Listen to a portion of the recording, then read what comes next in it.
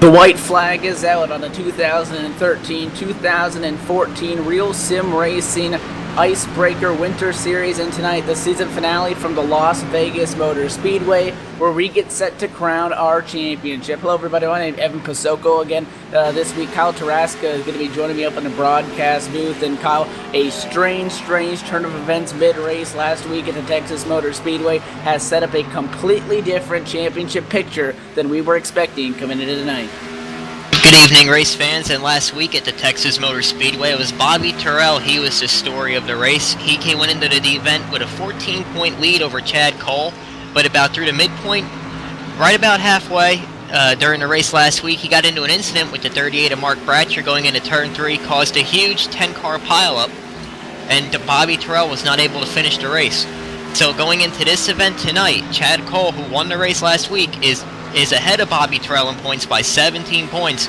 A big swing in the points and a big swing in the championship, Evan. Yeah, Chad Cole did what he needed to do, besides the fact, even if you ignore the troubles that Terrell had, Chad Cole brought his game, led the most laps, took home the race win, and got max points for him at his number 8 crew, and that was his 4th win on this series. Out of 9 races, pretty good for Chad Cole and his team. Chad Schilling actually came home in his 2nd spot last week at Texas. That was a 130 lap affair, much like this evening's. Matt Lacrosse coming home in 3rd. Dwayne Vincent now, who remains in the 3rd spot in championship standings, not mathematically eliminated, but 28 points back. He finished 4th last weekend. Jose Gonzalez rounded out the top 5. Yeah, and then we had Mark Bratchard, who was involved with that wreck with Terrell. He finished in 6th. Jason W. White was 7th. E.J. O'Rourke was 8th. Scott Stenzel was 9th. And Stefan Marinak rounded out the top 10. And again, that brings us this entirely different looking Icebreaker Winter Series Championship standings coveted to tonight's final race, where we decided all the drivers out on the racetrack trying to put down their fastest qualifying time again in this new group qualifying session that is now the 3rd week that they have been doing this evening again. So Chad Cole up at the top of the championship standings with 369 points.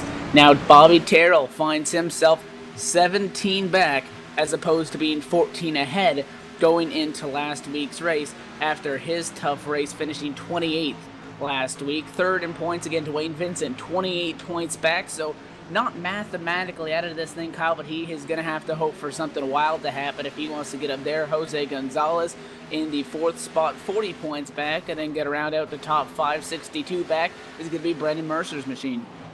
Yeah, and you were talking about Dwayne Vincent there with the championship battle. He's 28 points back. There's only 29 cars that look like they're going to be entered in the event tonight, so pretty much what would have to happen, Chad Cole has to finish last in this event and not score any bonus points for Dwayne Vincent to have a chance. So yes, mathematically he still has a chance, but realistically, the title is now down to 2 contenders, Chad Cole and Bobby Terrell.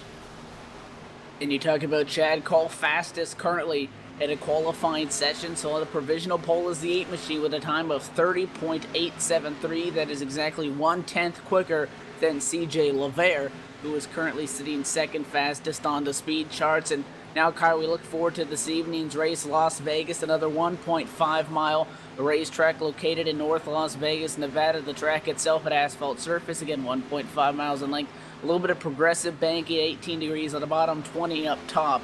A very, very competitive racetrack, and the way that we've been seeing these guys race each other in the qualifying as well as the warm-up session, it's going to be pretty racy tonight. And one note that he made was the banking, 18 degrees on the bottom and 20 degrees on the top. Las Vegas Motor Speedway has what is called progressive banking, where as you progress up to the wall on the high side of the racetrack, the track has more banking in the asphalt. So you expect guys to run the outside lane maybe out there in 1 and 2, especially because another aspect of this track, the bumps. Very big, massive bumps that you can't see on the TV, but these guys, they could feel it in their 3,400-pound stock cars. Expect the guys to go around the bumps on the outside in turns 1 and 2, get a run down the back straightaway, and then hug the bottom in 3 and 4. But also keep in mind, like last week at Texas, off of turns 2 and 4, how fast the fall-off was from banking to straightaway, and from the turn to the straightaway with the banking. Very similar to, like that here at Las Vegas in turn 4. Expect the racing to be very tight off of that corner, down to 2 wide racing. A lot of wrecks off of turn 4 as well tonight. Yeah, that track rather really thins up. But again, this racetrack is very much a driver's track. You talk about the bumps there in 1 and 2, and you're not going to be able to see them. But I'm sure if we get it on board at some point in tonight's race, you're going to see those guys get knocked around in there. And this track also favorites 2-wide racing. I know some tracks we go to, there's really only one groove, but you can make that top and the bottom lane work. And so it's going to be real interesting to then go down that front straightaway. You're going to see some guys dive to that apron, some guys not going to. It can also make for some real tight racing going into the corners. So it should definitely be a barn burner tonight. Again, it's going to be 130 laps, which is 195 miles to close this thing out as the qualifying session begins to round down. Just over 3 minutes left to go. Kyle, what are you looking forward to in this evening's race before we go down for pre-race ceremonies? Well, I'm looking forward to the championship battle. I mean, last week we saw Bobby Terrell get into trouble. I did talk to Chad Cole earlier this past week, or actually late last week, and I asked him how comfortable does he feel about winning this championship, and he said, well, you saw what happened to Bobby Terrell, and that could easily happen to me tonight in Las Vegas, especially for how tight the racing is and how much more narrow the track is compared to Texas. So this championship battle is not over by any means, and of course, while we focus on that, there's still a race to run as well. Yeah, definitely. There's a lot of fast guys up near those speed charts. By the way, Terrell is in the 11 machine tonight in 5th right now, currently in the qualifying standings. A lot of fast guys up there with the names like McBride, Lacrosse, you have Stenzel, O'Rourke, Browning, Vincent, Gonzalez, just to name the top 10. So not only is the championship battle going to be going on, but there's going to be a hell of a race before us, and you have to make sure that if you're championship leader Chad Cole, you have to kind of pick where you want to be in that. We saw Terrell slide back into the pack, and that's really when he found trouble last week at the Texas Motor Speedway. So going to be interested to see how Chad Cole approaches this race. But we know Terrell in the 11 machine this evening, he's going to have to go for it and really just leave it all on the table and go for it, do exactly what he can, and try to do what Chad Cole did last week and did, is try to get max points. And if the cards fall into place, so be it, and he can be the champion. But definitely Chad Cole is going to be on a defensive this evening. We're going to set it down now to pre-race ceremonies. We'll be right back with the green flag. Whose broad stripes and bright stars, oh, say, can you see by the dawn's early light what so proudly we hailed at the twilight's last gleaming? Whose broad stripes and bright stars through the perilous fight o'er the ramparts we watched were so gallantly streaming, and the rockets' red glare, the bombs bursting in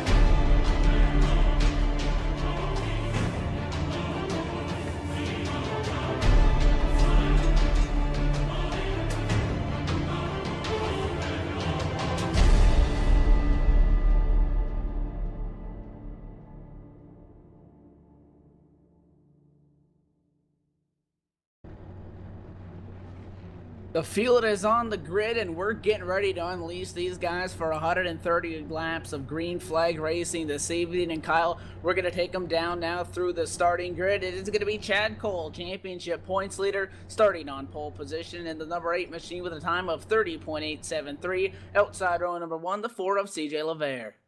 And Rhett McBride's going to be on the inside of row number 2 with Matt Lacrosse is outside. Bobby Terrell rounds out the top 5. And you got Scott Stenzel in the 42 in the 6th starting position. The 7th place, the 41 of EJ O'Rourke. AJ Browning in the 5.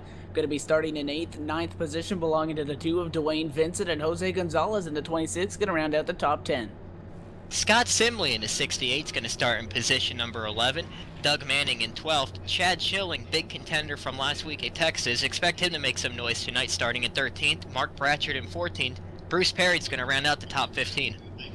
Got Brian Harvey in the double 6 machine starting 16th, 17th, the 29 of Brendan Mercer as the field starts to roll down the front straightaway. The 10 of John Abbott going to be starting in 18th. Joey Katina in the 14th starting in the 19th spot, and the 99 of Pete Zanieri starting in the 20th spot. Jay Randall Watkins is going to start in the 21st position. Keith Brooks Jr., Douglas Wyatt, Nathan Bowers, and Stephen Matlocks will round out the top 25. Louis Rodriguez in the 37 starting 26th. The 7 machine of Brian Bibbo starting 27th. 28th, the 04 of Frank Coons. Rich Jett in the 36 machine starting 30th. John Wilco 31st. And 32nd, Stephen Herring. And that's going to round out what will be a 31 car field for this race. Coming at a turn number 2, Kyle, before we get this thing kicked off, we're going to put you on the spot here. Is it going to be Chad Cole or Bobby Terrell? Well, it's going to be circumstances here, but I think it's going to be Chad Cole. We saw last week when Terrell dropped to the back, he got in that wreck. Chad Cole's on a roll right now. Expect the momentum to keep going. He's going to dominate the race tonight at Las Vegas. He's off to the right start because he is going to be taking us to the green flag from the pole position, side by side, and the lights are off atop the Ford First Racing Mustang pace car. Now coming at a turn number 4, the crowd starts to rise to their feet as the Mustang pace car gets ready to pull down to the pit lane and get out of way. Coming off of 4 now on the front straightaway, pace car down to the pit lane, field in the hands of Chad Cole. He's going to wait on it. The field starts to scrunch up behind these guys now into the trial. Chad Cole is going to wait. Green flag is going to fly, and we're racing now as Chad Cole gets going. A 4 machine of CJ LeVere was side by side for a moment. He's going to pull in line for the 2nd spot. Now it's going to be side by side for 3rd. 15 of Rhett McBride with the advantage. He's going to clear the 21 of Matt Lacrosse, and here comes Terrell on the bottom. And Terrell's on the bottom. He's going to try to clear Lacrosse off of turn 2. He's got to run, but he's got no room to get up there. In the meantime, EJ O'Rourke on the inside looking to go under Lacrosse. Scott Stenzel's going to fall in line behind him. The field's going to rip around turn number 4, and Chad Cole's going to lead the first lap of the race. Still side by side for the number 3 spot. Now the 15 machine of Rhett McBride on the outside lane has an advantage over the 11 of Terrell on that inside. The 21 of Matt Lacrosse up behind these guys on that outside lane as well. Looking like the 15 of McBride with a little bit of an advantage. Here comes the 21 of Matt Lacrosse coming out of turn number 2. 3 wide down the back straightaway. Do they all stay in the gas? Going into the corner. They're going to do it. 3 wide and 3 and 4. And 3 wide continues, and now it's down to 2 wide. Terrell's going to back off, playing it smart, knowing championship in mind. But with that gives the room to EJ O'Rourke on the outside with the run. Chad Cole continues to lead, but it's Lacrosse and McBride side by side for 3rd, heading into 1. Matt Lacrosse with the advantage through 1 and 2 is going to clear the 15 of Rhett McBride. Rhett McBride wants to get down in line, but he has company. The 11 machine of Bobby Terrell on the inside lane. 15 scratches the wall down the back. Trouble on the backstretch. Big trouble on the backstretch. The 51 upside down into the wall. No safer barrier there. The caution is out. 50 looked like the 51 of Doug Manning. Hard lick to the inside wall. If you remember Jeff Gordon a few years back hitting the wall hard there. And man, that was a nasty lick for the 51 of Doug Manning coming off of turn 2 last time by. Yeah, that's going to bring up the first yellow. He just missed that first wall, and right where Jeff Gordon hit that thing. And 51 machine going to go up and over, and there was a lot of wrecking behind him as several guys tried to avoid what happened. The 26 of Jose Gonzalez got some damage from that, and a couple cars behind them Also getting into some trouble. I know the 37 machine gets spun around. The 38 got some damage as well. One more machine in the outside wall. The 04 is going to get into it. This was way behind this initial wreck. Frank Coons tangling with the driver of the 37, Louis Rodriguez, at a turn number 2. And a whole bunch of cars. Kyle going to get torn up early. Yeah, it looked like things just got really tight there for the 26 of Gonzalez. Just pushed the envelope a little bit too much there off of 2. The car pushed up towards the wall, got the wall a little bit, but not too much damage. But Doug Manning was already committed to position on the racetrack, had to check up big time, and the 30 car just had nowhere to go. Big wreck there, and it looked like the 38 of Bratcher, a couple more car lengths back, tried to check up for the wreck as well, and he got loose. Might have been some contact between him and the 66, but Mark Bratcher and Doug Manning looked like they're going to be done for the evening here at Las Vegas.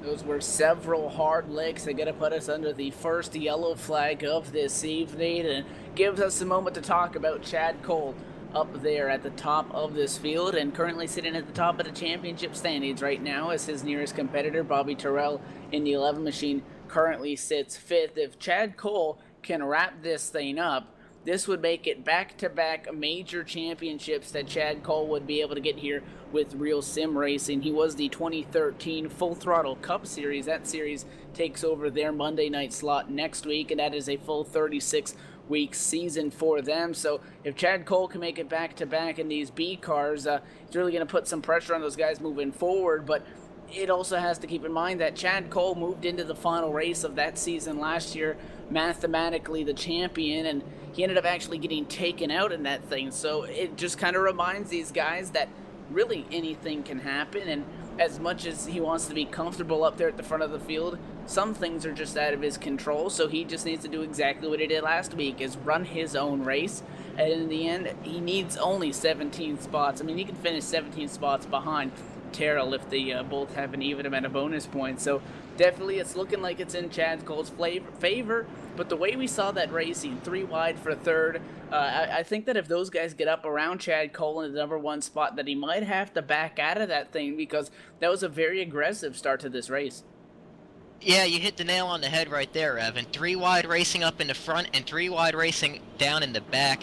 That's what kind of was screwed over Jose Gonzalez there off of turn 2 with the big wreck with Doug Manning and Mark Bratcher on the backstretch. That could easily happen up in the front. We saw it between McBride. Bobby Terrell was up there. I think Lacrosse was part of that as well. These guys know this is the last race of the season. This may be the last race of the season, not only for the series, but for being broadcasted as well. They got to get some TV time here, Evan. They want to get their name known out there. They want people to notice them. These guys are trying to prove they are the best of the best, and this is their last chance to do it in the Icebreaker Winter Series. And it's going to add that little bit of extra to this race. That I mean, we talk about final races, and this past weekend on LSR, we broadcasted the final race of Vidane's racing season and of their entire league. So similar to this scenario, if it's the final race, what we saw on that night, the anticipation for these guys, they've been ready all day to get this thing going. They've been going hard in the qualifying session, in the practice session, and they're antsy. These guys want to get going, and Kyle, you could have said it any better.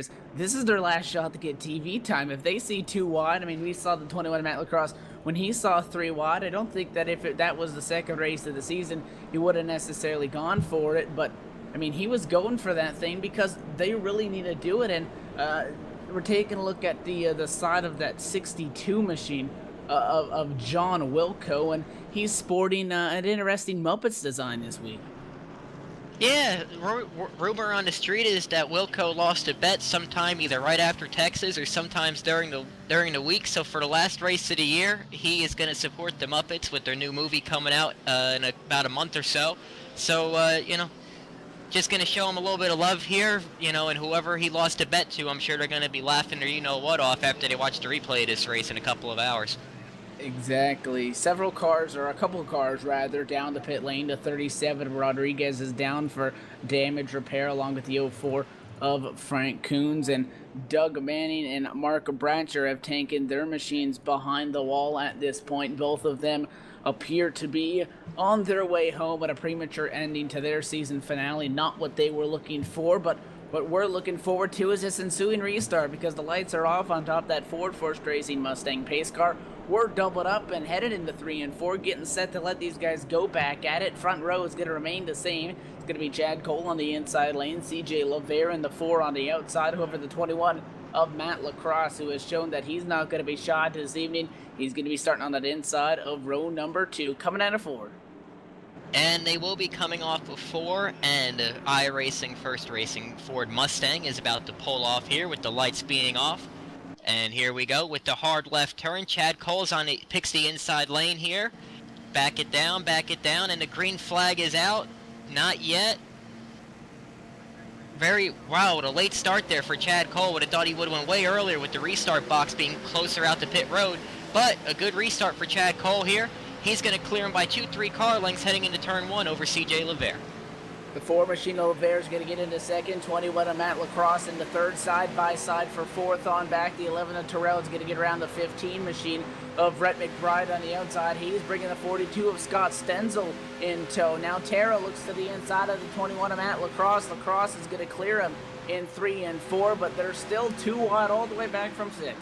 And what a move by Scott Stenzel, barely clearing McBride off at turn 4, but he carried no momentum. He's going to get to the inside of Terrell for 4th. They're going to go side by side into turn 1. Now Terrell has the preferred lane on the outside, but Stenzel's going to try to do a slide job. Almost some contact there, but Stenzel's going to try to clear him off at turn 2. Could not get there. Terrell continues to hold the position heading into turn 3. Bobby Terrell on the outside lane in the 11 Machine, trying to hang on, can't get it on. 42 is going to slide up in front. Do we see a crossover at a turn number 4? There you go, the 11 of Bobby Terrell to the inside lane now, side by side, door to door at the start-finish line, and now going into turn number 1. The 11 of Terrell is going to have a nose length advantage through the corner. You can see him bumping through turns number 1 and 2, especially the 11 Machine on that inside. 42 of Stenzel's going to get a run at a turn number 2, wants to clear him into the corner, can't quite get it done. No, he's going to slide in front of Terrell, so he's going to get that spot, and now side by side behind them as Browning's going to force Rhett McBride to the top. Yeah, Browning got a huge run off of turn 2 there, snuck to the inside of McBride. I don't think McBride was expecting him to be there, but Browning with the huge run, he's going to clear him going into turn 1. The battle's on behind him between McBride, and look who it is Chad Schilling trying to make some noise here, trying to race for a spot in the latter stages in the top 5, and he's going to clear him as McBride gets the wall off of turn 2. Looks like O'Rourke and Vincent's going to try to get by as well. 41 of E.J. O'Rourke able to get around him. 2 Machine of Dwayne Vincent as well. Here comes the 68 of Scott Simley. Well, with his teammate, the 66 Machine, just behind him. Brian Harvey, all those guys going to get around the 15 of Rhett McBride, who's going to drop from inside the top 5, and 2 laps later now finds himself in the 12th position. Bumper to bumper, single file traffic all the way from him up to our lead spot. Some side-by-side going on now. 68 Machine of Scott Simley is going to go to the inside of Dwayne Vincent now into turn number 3. Vincent Cessna Machine on the outside lane now. Trouble on the racetrack. Yellow flag going to fly. Yellow flag on the track as we saw some great racing there. Not too sure where the incident was yet. Might have been somewhere in the turns 1 and 2, but in the meantime, while we look for that, 13 laps on the board. Chad Cole has led every one of them, Evan.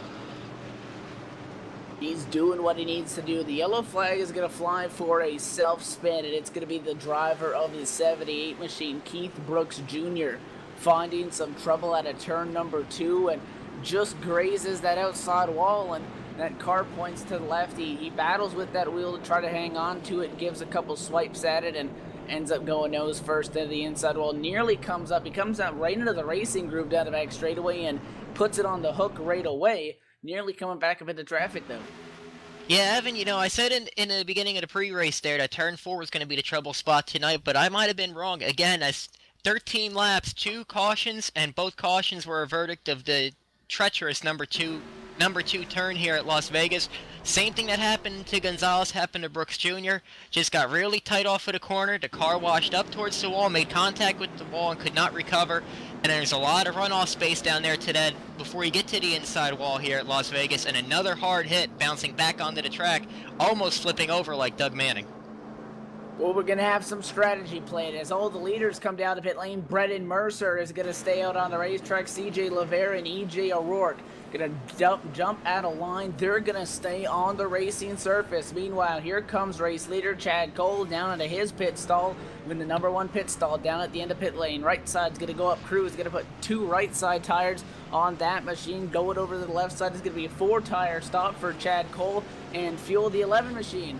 Bobby Terrell is going to beat him out of pit lane with a 2-tire strategy. Colin, that's going to mix things up front. Yeah, Bobby Terrell, championship on the line, and he knows it. We saw those first couple of guys stay out with Terrell with a super fast pit stop with the right side tires only and topping off the fuel tank. You know, with all the banking here at Las Vegas, it's not as much of a flat track where the tires are going to wear that much, and with all the caution laps we've had so far, granted there's been 14 laps completed, but what, maybe 5 or 6 of them have been green. I kind of like the 2-tire call here from Bobby Terrell. I just wish that more guys would have did it. And to have Chad Cole, the championship leader, restarting right behind you, or what it looks like it'll be right alongside of him, when we get this restart with 2 fresher tires than Terrell. I don't know if I like the strategy that much, but at the time when the decision was made, I got to go with Terrell. 2 tires is the way to go. And especially early on in this race, knowing that he really has to do whatever he can to try to get up there. Now 41 of EJ O'Rourke, who stayed out, is going to come back down the pit lane this time. So 41 machine not going to stay up at the front of the field. He's going to come down and get 4 tires on his machine. So that's going to leave the 4 machine of CJ Lavere, who was running in that second spot pretty steadily since the beginning of the race. He's now going to be in the number 1 spot. 29 of Brendan Mercer is going to be in the second spot. Those guys on the front row did not come down the pit lane. And then we're going to have Terrell going to be starting in the number 3 spot, inside row 2 on 2 tires, and then everybody else on 4. And something we might want to keep in mind here, I just got a report there was slight contact between the 11 of Bobby Terrell and the 42 of Scott Stenzel when they were entering their pit stalls. Scott Stenzel is pitted right in front of Terrell, and it looks like Terrell got into the right rear quarter panel of Stenzel. Don't really expect it to affect Stenzel that much, but keep in mind it might hurt Bobby Terrell with a little bit of nose damage here, and only with 2 tires on this restart. And we're taking a look at the replay right now, and pit road is always a busy place when you have guys coming down. Well, some of them are leaving still with those 2-tire calls and whatnot, so just something to keep an eye on the front of that 11 machine. Doesn't look too torn up, but you never know what can happen inside of these race cars. So you can see maybe a little bit of left front damage on that thing, a little wrinkle in the hood of that muscle milk machine, but don't think it's going to affect Terrell too badly. But the only way to know is we'll have to find out what happens as continuing to pace under the yellow flag at Las Vegas Motor Speedway. Again, this is kind of a start and a restart that we see maybe coming down to a checkered flag, which is the guys up front on old tires. You got fresh tires more towards the back of the pack, and we got some guys with 2 tires in there. So kind of interesting to see these guys throwing this kind of strategy call into it this early in the race, especially if you're CJ Lavere. CJ had a car that was pretty much dead even with Chad Cole. CJ started in the second spot, and he'd been running in that second spot the entire race, pretty much the same distance back from Chad Cole the entire time, not making up any ground, not losing any ground, and as opposed to coming out of pit lane just taking 4 with him, he thinks that this no-tire call is going to work for him. So interesting to see the 4 playing this strategy that early. And this is something we're going to have to keep an eye on. It was a situation very similar to this with Bobby Terrell last week at Texas, starting on the outside behind some guys that kind of stayed out, maybe took some right side tires. Chad Cole's in that kind of position right now, and we saw what happened to Bobby Terrell on that restart when he got into that wreck. We don't want to see something like that happen to Chad Cole. The only person who I think would want to see that right now would be Bobby Terrell, or if anyone who doesn't like Chad Cole for whatever reason, but I can't imagine why. But it's going to be very interesting to see how this restart's going to play out. How we've seen how tight the racing is here. 2 cautions in 14 laps, still over 120 to go, or 115 rather. It's still a long race here. But again, you got guys on old tires, you got guys with just right side tires, and then you got a bunch of guys with 4 tires. Usually a recipe for disaster on iRacing. We're going to see how it plays out on this restart. We're about to find out as the field works out of turn number 4. Ford first racing Mustang pace car down to the safety to pit lane. How long does CJ Lavere wait? He's gone right away. Green flag is out at Las Vegas, and we're racing. And CJ LeVere goes right away, as opposed to what we've seen with Chad Cole waiting a long time. The 29 of Mercer has sole position in number 2 spot, and top 2 of the championship going side by side for 3rd. Huge lead for LeVere, almost 10 car lengths here, but in the meantime you got Terrell and Chad Cole side by side for 3rd, championship on the line. Lacrosse and Schilling trying to get into the battle here. Chad Cole's going to lead Terrell a little bit. Terrell's going to get bunched up behind Mercer on those old tires. I think Chad Cole's going to be able to clear him here off of 4 and carry the momentum, and it looks like he will. Chad Cole on the 8 machine on the outside lane, coming down, going to get in front of Terrell. No, he's not going to jump down in front of him quite yet, and looks like Chad Cole's going to go to the outside of the 29 machine. That's going to work because Brennan Mercer on the 2 tires is holding up Terrell. Now Chad Cole in the wall, he overdrove it. We're going to go contact now. 35 is bouncing around, and our championship leaders, they keep it pointed forward for now, but both Chad Cole and Bobby Terrell nearly lost it at a 2. Victim number 3 of turn 2 at Las Vegas, Chad Cole. Same thing we seen with Manning, same thing we saw with Gonzalez, and the same thing we saw with Brooks. Got really tight off of turn 2 there, got into the wall, really checked things up. Looked like they almost went 4 wide there for a second. And amazingly enough, everyone's able to keep it straight between all the bumper cars we saw there coming down the back straightaway. Chad Cole and Bobby Terrell continue to go side by side here. I really thought that Chad Cole was going to clear him there, but Terrell's fighting hard. Oh man, Evan, this is exactly what our TV viewers want to see. The 2 championship contenders going side by side, positions on the line, championship on the line. Terrell's going to try to lead him back into turn 1. The 21 Matt Lacrosse is trying to decide who he wants to go with. He's going to pull up behind Chad Cole, allowing the 42 of Stenzel to get in behind Bobby Terrell out of turn number 2. And Kyle, we know that the way the contact works in this iRacing service, both those guys could have easily gone around the way that some of these wrecks happen. They both got a little bit of a nudge, and they're going to single file out now in the corner. 8 machine of Chad Cole is going to get the number 3 spot. 21 of Lacrosse sneaks in front of Terrell, but Bobby Terrell has company. 42 Scott Stenzel to his inside. The 2 machine of Vincent's there. He's got a shove from the 35 of Schilling. He is not in a comfortable spot right now. Yeah, and I thought Daytona started next week, but we're already seeing a lot of pack racing here at Las Vegas. Chad Cole with a very demanding move, and Terrell gets the wall off of turn 2, trying to push the issue a little bit. He's going to keep it straight. Maybe looked like he got it a little bit harder than what Chad Cole did, but he's going to fall in line here, maybe in his 7th or 8th position. But Chad Cole's going to continue to drive away. He's going to try to clear Mercer on the inside off of turn 4. Down on the apron, try to cut that racing surface off as much as possible, take the shortest distance around. Still not able to clear Mercer, but with the fresh tires, I think he's going to be able to do it here off of 2. 29 battling back hard on the outside lane. Chad Cole painting that white line, which is not a smooth ride through turns 1 and 2. He's got a nose length over Mercer and out of the back straightaway. Can he get it in turn number 3? The 21 machine of Matt Lacrosse in the picture, and Chad Cole does it. He is now the sole possession of that number 2 spot. They're still side by side for 3rd behind him. Make it 3 wide. 42 of Stenzel out into the grass. 2 tires. He's sideways now. Can he hang on? He goes flying into the pit lane. Scott Stenzel able to hang on to it, but he pushed it 3 wide. Spun in that grass, is able to hang on to, but the 42 machine going to drop way back. What a move, but what a save by the 42 Yellow Stripes TV Impala. Scott Stenzel tried to push the issue there, just barely clipped the apron there on the inside, slid through the Trioval, through the Legends track, had to cut through pit road there. That might be a penalty. I'm not sure how the officials are going to officiate that. They may have to clear that black flag, but what a save by Scott Stenzel to not hit anything or anyone.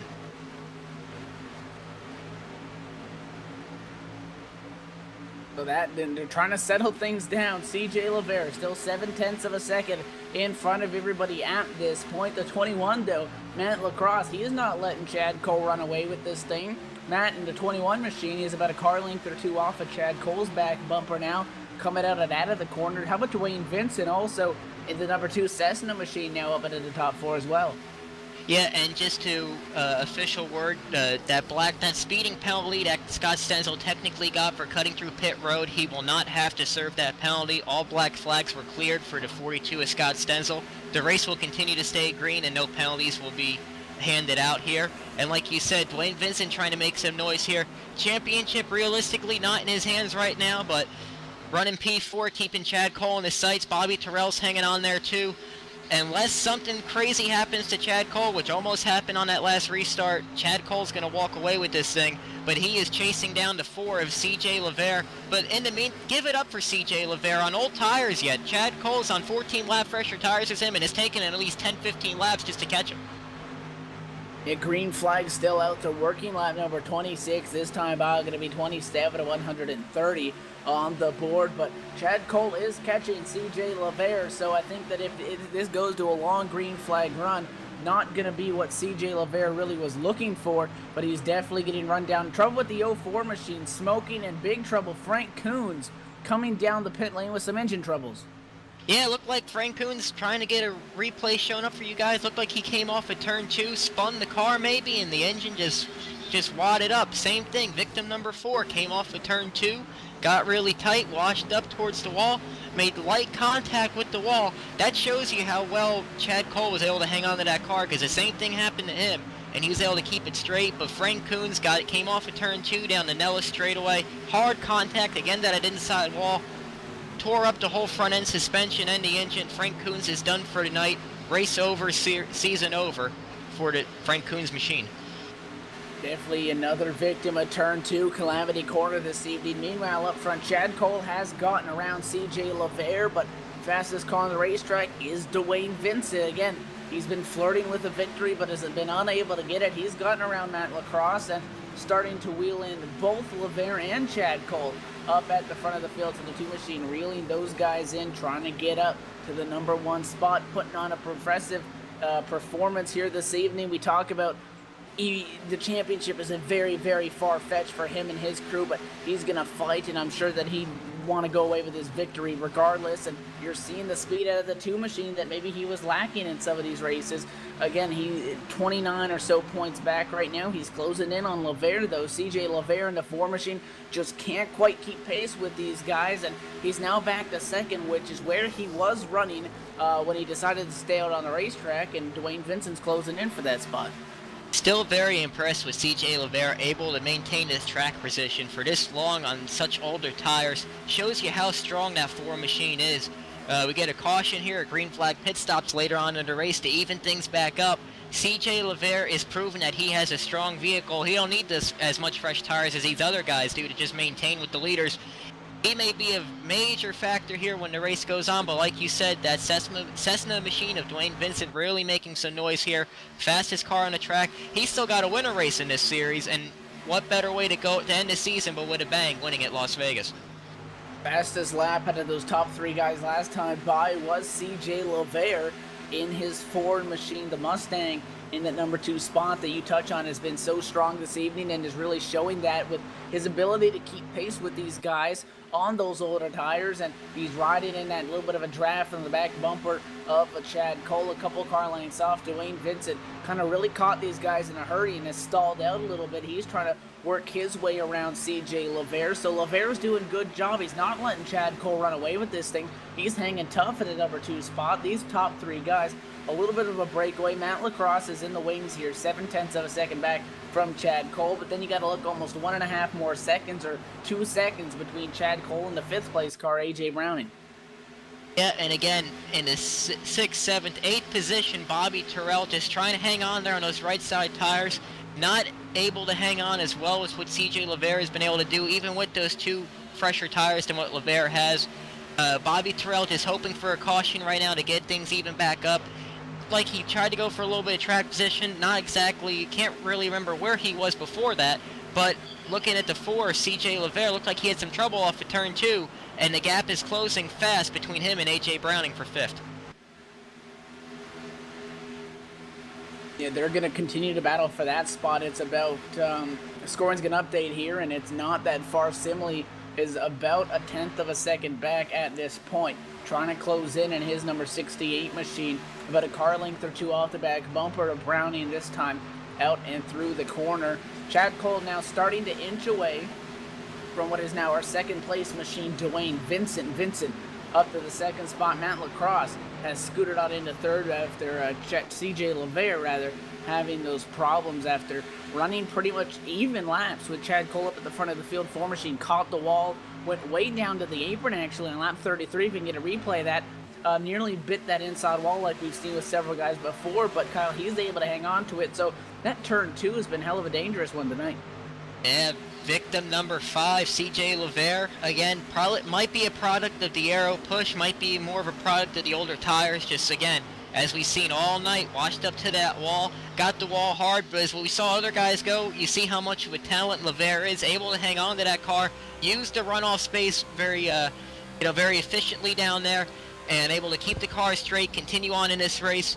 Didn't look like he got the wall too hard, just knocked the car out of shape a little bit. If he gets a caution here, give him an opportunity to get that damage fixed. Still expect CJ Levere to be a factor here in the closing laps. 37 machine lap traffic of Luis Rodriguez on the top lane, gonna go down another lap. He's gonna drop 4 down, and now the question becomes, can Dwayne Vincent get up there and catch Chad Cole? This time by the stripe, Vincent gonna knock about half of a tenth of a second off of Chad Cole's lead. But how about the 21 of Matt Lacrosse? Again, he's coming up here now in the 3rd spot. Matt Lacrosse has been up front all night, got shuffled back on that most recent restart. He finds himself in 3rd, about a car length off of Dwayne Vincent. He's closing fast. So as Dwayne Vincent's trying to knock off a couple fast laps here and get up to Chad Cole, he's going to keep an eye on that rear view mirror, because the 21 machine of Matt Lacrosse would also love to go to victory lane tonight. He's looking fast as well. And Matt Lacrosse, he's been looking fast the past couple of weeks in that 21 machine. Very consistent up in the front, top 5, top 10. Closing fast on the leaders. He's hanging right there with Dwayne Vincent. He's been catching Dwayne Vincent a couple of hundreds every lap over the last 5 or 10. Maybe he can make a move here in the closing laps and then go after Chad Cole, but with Chad Cole with about that half a second lead coming off of turn number 4 right now, this is exactly what he wants to see. Clean air in front of him, no pressure from behind, just cruising right now, Chad Cole, just knowing that he is less than 100 laps away from winning the championship. Side by side for positions number 4 and 5 are the 4 and 5 machines. Now as AJ Browning is able to get around CJ Levere, so Levere in the 4 going to drop back to 5th, and Browning in the 5 going to move up to 4th. As they have some company with the 68 of Scott Simley closing in on them, about 2 car lengths back. And the 4 machine of Levere, remember, he's able to hang on to it. That's how he dropped back here with these guys, trying to hang on as well. The 5 machine looks slightly faster, so CJ Levere might have picked up a little bit of minor damage. Doesn't look too bad on the 4 machine, so I think he's still pretty much 100% right now. But again, with those no tires, I was going to say older tires, but pretty much he took no tires. He was the only person to not do anything on that last pit stop. He's still doing pretty good, hanging on to a top 5 for now as the green flag remains out. And I didn't mean to cut you off there, but what about Scott Simley in that Ford Mustang Hot Wheels machine? Hanging in there in the 6th position, closing in on Levere, might be trying to look for a top 5 here. Had a good run with Scott Stenzel at Talladega a couple of weeks ago. Not so much last week at Texas, but man, what a good break it'd be for the 68 of Scott Simley and his teammate back there, the 66 of Harvey, running in 9th. Both cars running in the top 10. Very happy to see that here. Those are some sharp-looking rides as well. Very nice bank schemes on both the 68 and the 66 machines, and they look fast, and they are fast right now as both those guys inside the top 10. One of the drivers still hanging on inside the top 10. The 11 machine of Bobby Terrell, championship in 2nd spot entering this evening, is riding around in the 8th position. However, he does have company. The 66 of Harvey is tucked up under his back bumper. So, again, Bobby Terrell needs to try to not lose touch with these guys. He's about 4 seconds back from our race leaders at this point. And if this thing goes green to the end, it's going to be a big feat for him to try to make up some points, because Chad Cole just looks so bad fast again. We saw Dwayne Vincent really close in on these guys up front, and then we saw Matt Lacrosse come flying in as well, and those guys looked like they were going to pick this thing up within 5 laps. However, Chad Cole has really turned it up a little bit of a notch. Dwayne Vincent still sitting about 0.4 of a second back, and Chad Cole in the 8 machine remains P1. Meanwhile, Matt Lacrosse in the 21 machine in 3rd has dropped about a second off a race leader. And while things are calm, we'll run down the rest of the field for you. AJ Browning in 4th and CJ Levere round out the top 5. We just touched on Scott Simley. He's in the 6th position. Brendan Mercer in 7th. Bobby Terrell in 8th. Harvey in 9th and Maddox in 10th. EJ O'Rourke, Abbott, Chatina, Zanari, and Perry round out your top 15. Rhett McBride, Scott Stenzel, we saw him go through a wild ride, dirt tracking through the infield grass. He's actually just moved up back into the 16th position, trying to make up some ground, 8.5 seconds back. Nathan Bowers in 18th. Chad Schilling, he was up in the front earlier in the race. Not too sure what happened on him. Maybe we can get a story on him. He's in 19th. Evan Douglas Wyatt rounds out the top 20. You also got Rich Jett there. He's in 21st. J. Randall Watkins in 22nd. Stephen Herring 23rd. 24th is Jose Gonzalez. John Wilco in the 62 machine is in 25th, and he is the last car on the lead lap. Some cars that have not fared too well this evening. Brian Bibbo has actually taken it behind the wall. Louis Rodriguez, 4 laps down, is coming down the pit lane for some more damage repair. Frank Coons, Keith Brooks Jr., Doug Manning, and Mark Bratcher rounding out the field. All those guys behind the wall. So this track almost acting like the Monster Mile. It's been eating cars alive so far. Yeah, a lot of trouble early on in the race, but we see things have really calmed down over the last 25 laps or so, with 45 laps complete. Chad Cole continues to pull away. You can see the gap between first and second's over just a little bit of half a second. Then it's another second and a half behind for Matt Lacrosse to catch Chad Cole. Then it's another second and a half to catch A.J. Browning in 4th and LeVere in 5th. Field really starting to spread out here. We saw a lot of 2-3 wide racing on those restarts early on in the race, and this kind of tells you why. With the aerodynamics, I mean everything at the 1.5 tracks, and it's very difficult to pass, especially in turn 1 and 2 with the bumps on the inside. And with those worn tires, it's really hard to make a run to go to the outside in 3 and 4 and make it stick with the wall closing up so quick. So when the tires wear you, it's almost like you get stuck to where you're at unless the car in front of you messes up and you were able to take advantage of that position. But this is why we see such hard racing on the restarts here at Las Vegas, because as the run goes on and the tires wear and the fuel begins to burn off, the cars really begin to get spread out. 29 machine of Brandon Mercer are going to drop back to P8 as Brian Harvey's 66 machine is able to get around him. That was the only side-by-side battle at the time inside of our top 10 right now. And take a look through the field. It appears that everybody's single file at this point, and it seems like kind of that we're at this point in the race where everybody just kind of wants to ride. Again, 130 laps on the board. We're approaching lap 50. This is about the middle section of the race where you just want to ride for a little bit. And history would say that we would get a yellow flag there in that second half of the race, and that's when it gets real interesting. Chad Cole, I'm sure he's fine with where he is right now. Again, so far 4 wins on this Icebreaker Winter Series season. If he can get this win tonight, that would be his 5th out of 10 races, which would make it a 50% chance of him going to victory lane. Pretty good odds, if you ask me, and he's off to the right step. CJ LeVere is back in the 6th spot. We've seen him up front this evening. Dwayne Vincent in the 2 is in 2nd spot. He was up there with Chad Cole, but again, he started to fade back now. Dwayne Vincent, 0.8 of a second back. Matt Lacrosse, who was also up there, all the way now back 2.1 seconds behind Chad Cole. So right now, that 8 machine looking pretty stout up front. Yeah, Chad Cole's looking really good right now. He may open that gap up to about a second. More side-by-side racing back here just outside the top 5. Again, we touched on Simley and Harvey and those beautiful Hot Wheels machines. Well, they moved up right through the field. LeVere starts to drop back, as well as Mercer, as Terrell looks to his inside down the front straightaway. But give it up for Scott Simley and Brian Harvey, teammates, 5th and 6th right now.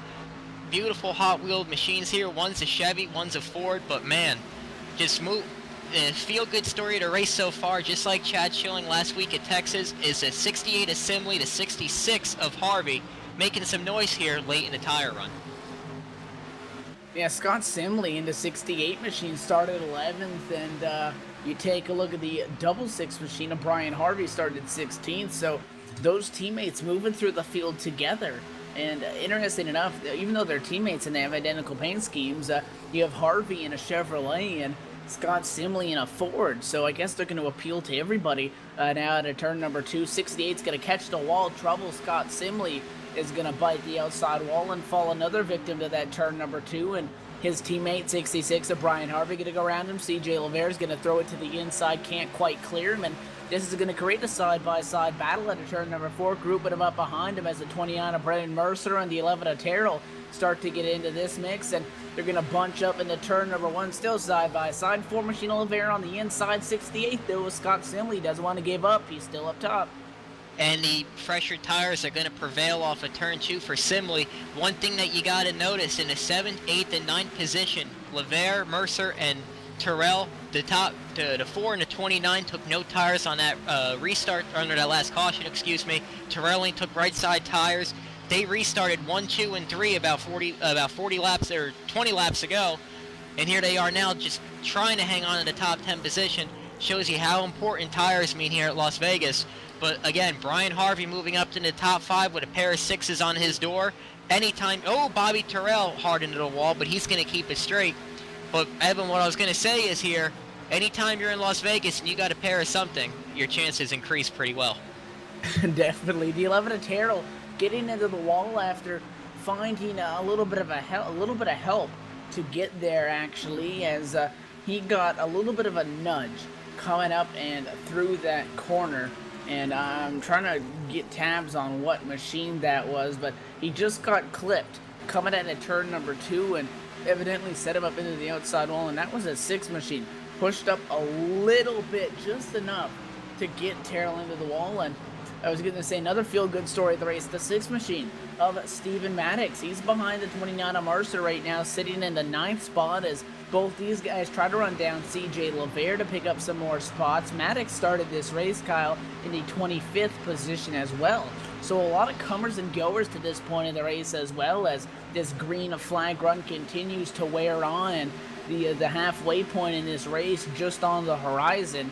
A lot of good racing that we've seen, and we're starting to see these guys kind of differentiate themselves and show who's got a real good car. Chad Cole continuing to pull away up front now, 1.6 seconds ahead of Dwayne Vincent, but I wouldn't count out these guys that we've been talking about, like the Harveys, the Simleys, and the Maddoxes, who have really started to pick their way through the field. They could definitely be contenders in this day when it comes down to it, just like Chad Schilling last week. Yeah, and cautions, they could change the whole complexion of the race in just a matter of seconds. See these guys really showing muscle on a long run, but on the restart, they just didn't have the track position. As again, we see the 6 of Stephen Maddox look to the inside of Mercer, and he's going to get the position here in turn 3. Looking for more as CJ Levere coming off of 4. Mercer's going to try to fight back on the inside, and he's going to get there, but I think with Maddox having the fresher tires, expect him to carry the momentum off of turn 2 down the back straightaway. But what I was saying was, as these guys continue to go side by side, is how these guys on a longer run are really showing some muscle. But again, just had this, as you mentioned, Maddox's contact there, but keep it straight. Man, Evan, all this stuff keeps happening. I can't even finish what I'm trying to say here. All I'm trying to say is that these guys are showing a lot of muscle on the long run. If they get some track position, it's now Levere. He's going to pit. Oh, yeah, he is going to pit. Evan, I just give up what I'm going to say. Let's cover that pit stop with CJ Levere. CJ Levere are going to come down the pit lane as those guys were rubbing through turns and going side by side and crossing each other over. So CJ Levere coming down the pit lane, and he's going to come down and kick off these green flag pit stops and trying to see if this is really a scheduled stop for the 4 machine of Levere, and it looks like he went down to the bottom and set himself up for that. So an interesting call by Levere's crew, and they're going to short pit this thing. 4 machine, right side tires are on it. The crew's going to go and put left sides as well. So 4 tires and a fresh tank of Sunoco racing fuel for CJ Levere. He's going to lose a lap of that pit stall, but he is now going to be the first car to get that out of the way. So we'll see where CJ Levere comes into this. He has not been shy to throw some strategy into this thing so far. Well, I don't think Levere had a choice. Remember, he did not pit. That was his first pit stop of the race, because on lap 15, when the rest of the leaders came in, he was one of the cars that stayed out. He didn't have a choice, but he had to pit there. So now the question is, you expect the 8 of Chad Cole and these guys to go about 15 laps further than what CJ Levere and Mercer, which we should expect he should be in a couple of laps as well. They could go a little bit further on fuel here, but with Levere coming in a top contending car, he's going to make up a lot of time on these cars if this race does stay green. Now, does this force the hand of guys like Chad Cole and Dwayne Vincent to short pit earlier than what they expected to, and maybe change, again, we said cautions can change the whole complexion of the race, but pit strategy sure can as well.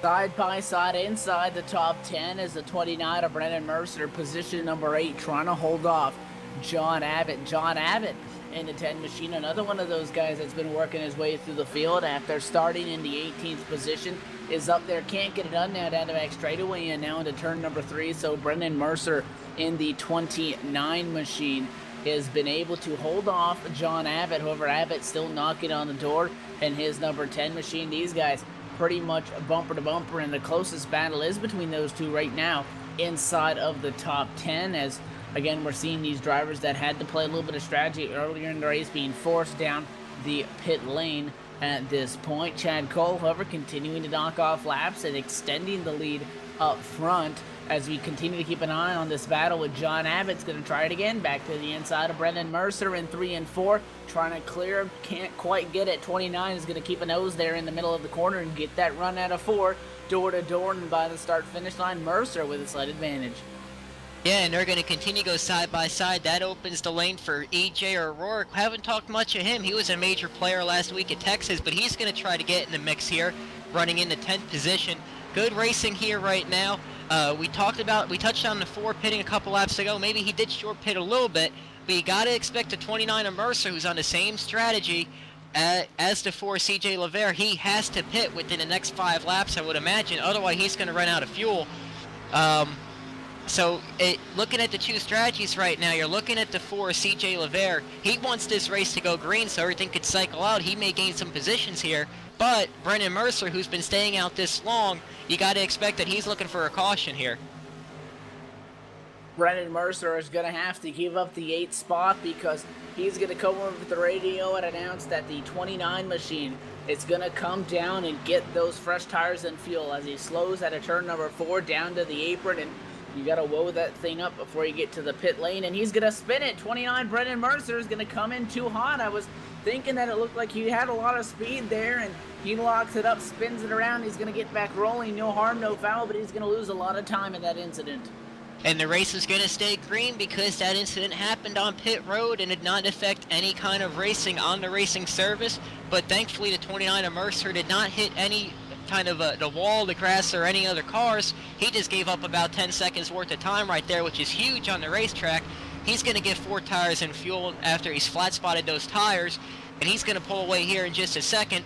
But in the meantime, the 77 Miller Genuine Draft Ford of J. Randall Watkins, he's going to make his scheduled pit stop as well, about at the halfway point.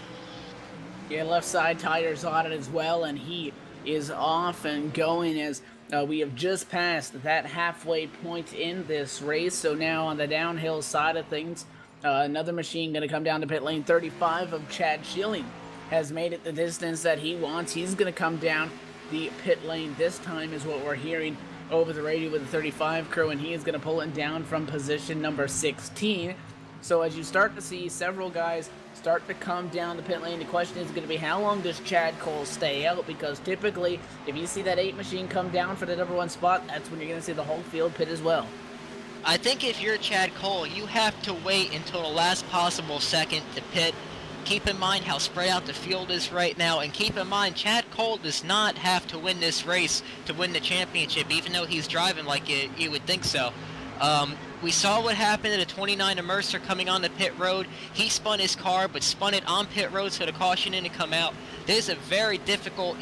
Evan, you made a comment about the Monster Mile before, and that track has a very difficult pit road. Well, Las Vegas should be right up there as well. Very hard to get on pit road here. Las Vegas is kind of blinding corner with the wall being so far out, so close to the racing surface. It's hard to see that commitment cone, and the apron's very slippery.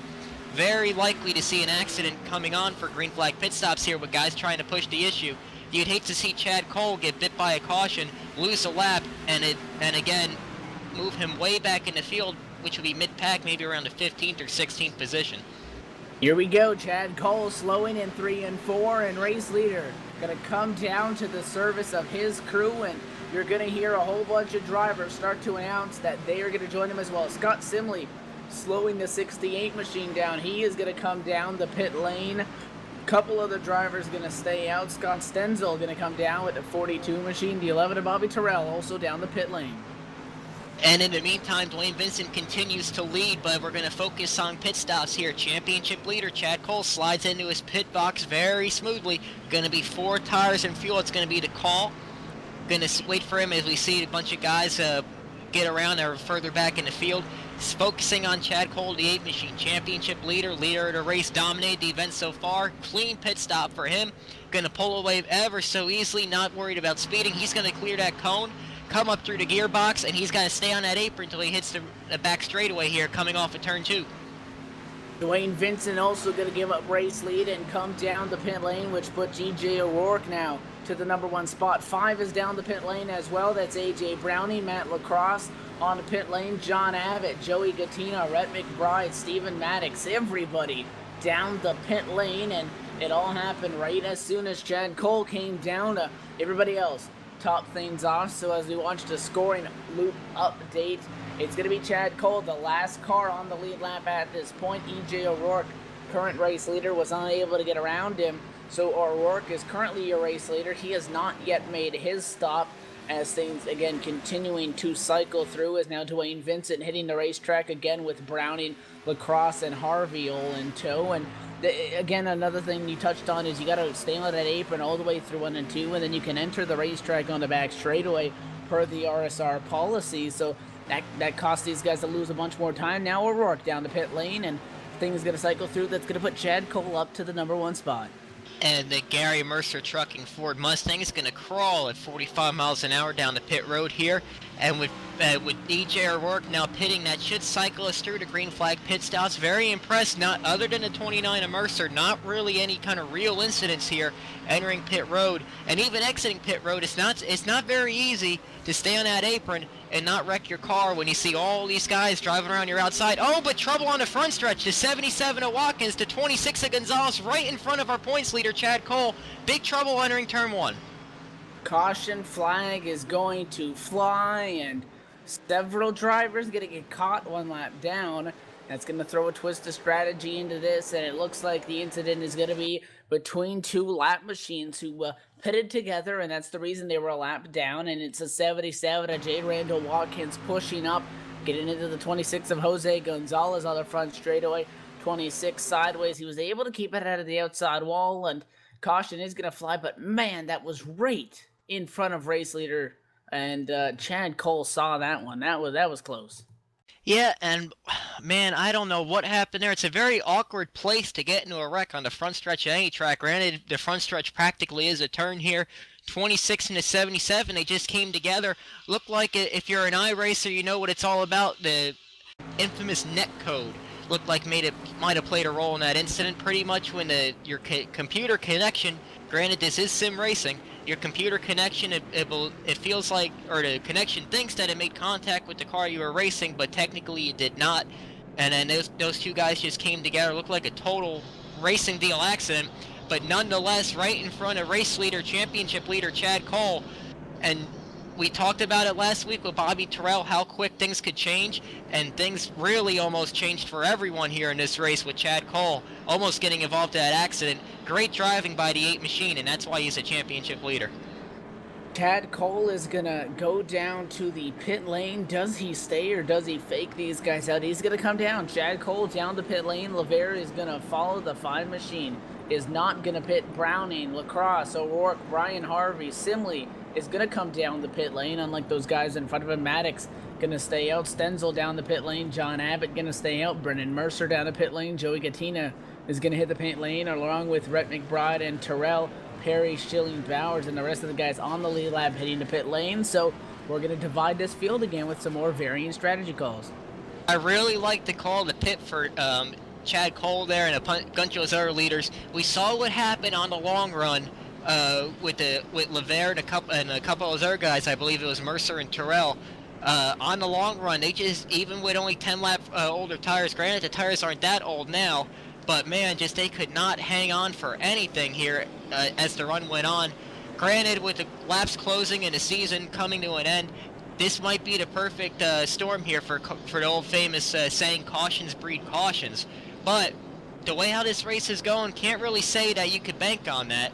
And I like the call for Chad Cole to come in here, get 4 fresh tires, have a little bit of insurance on those tires, knowing how treacherous it could be to be on old tires. We saw what happened to Lavere when he pushed up running in the 2nd position earlier on in the race.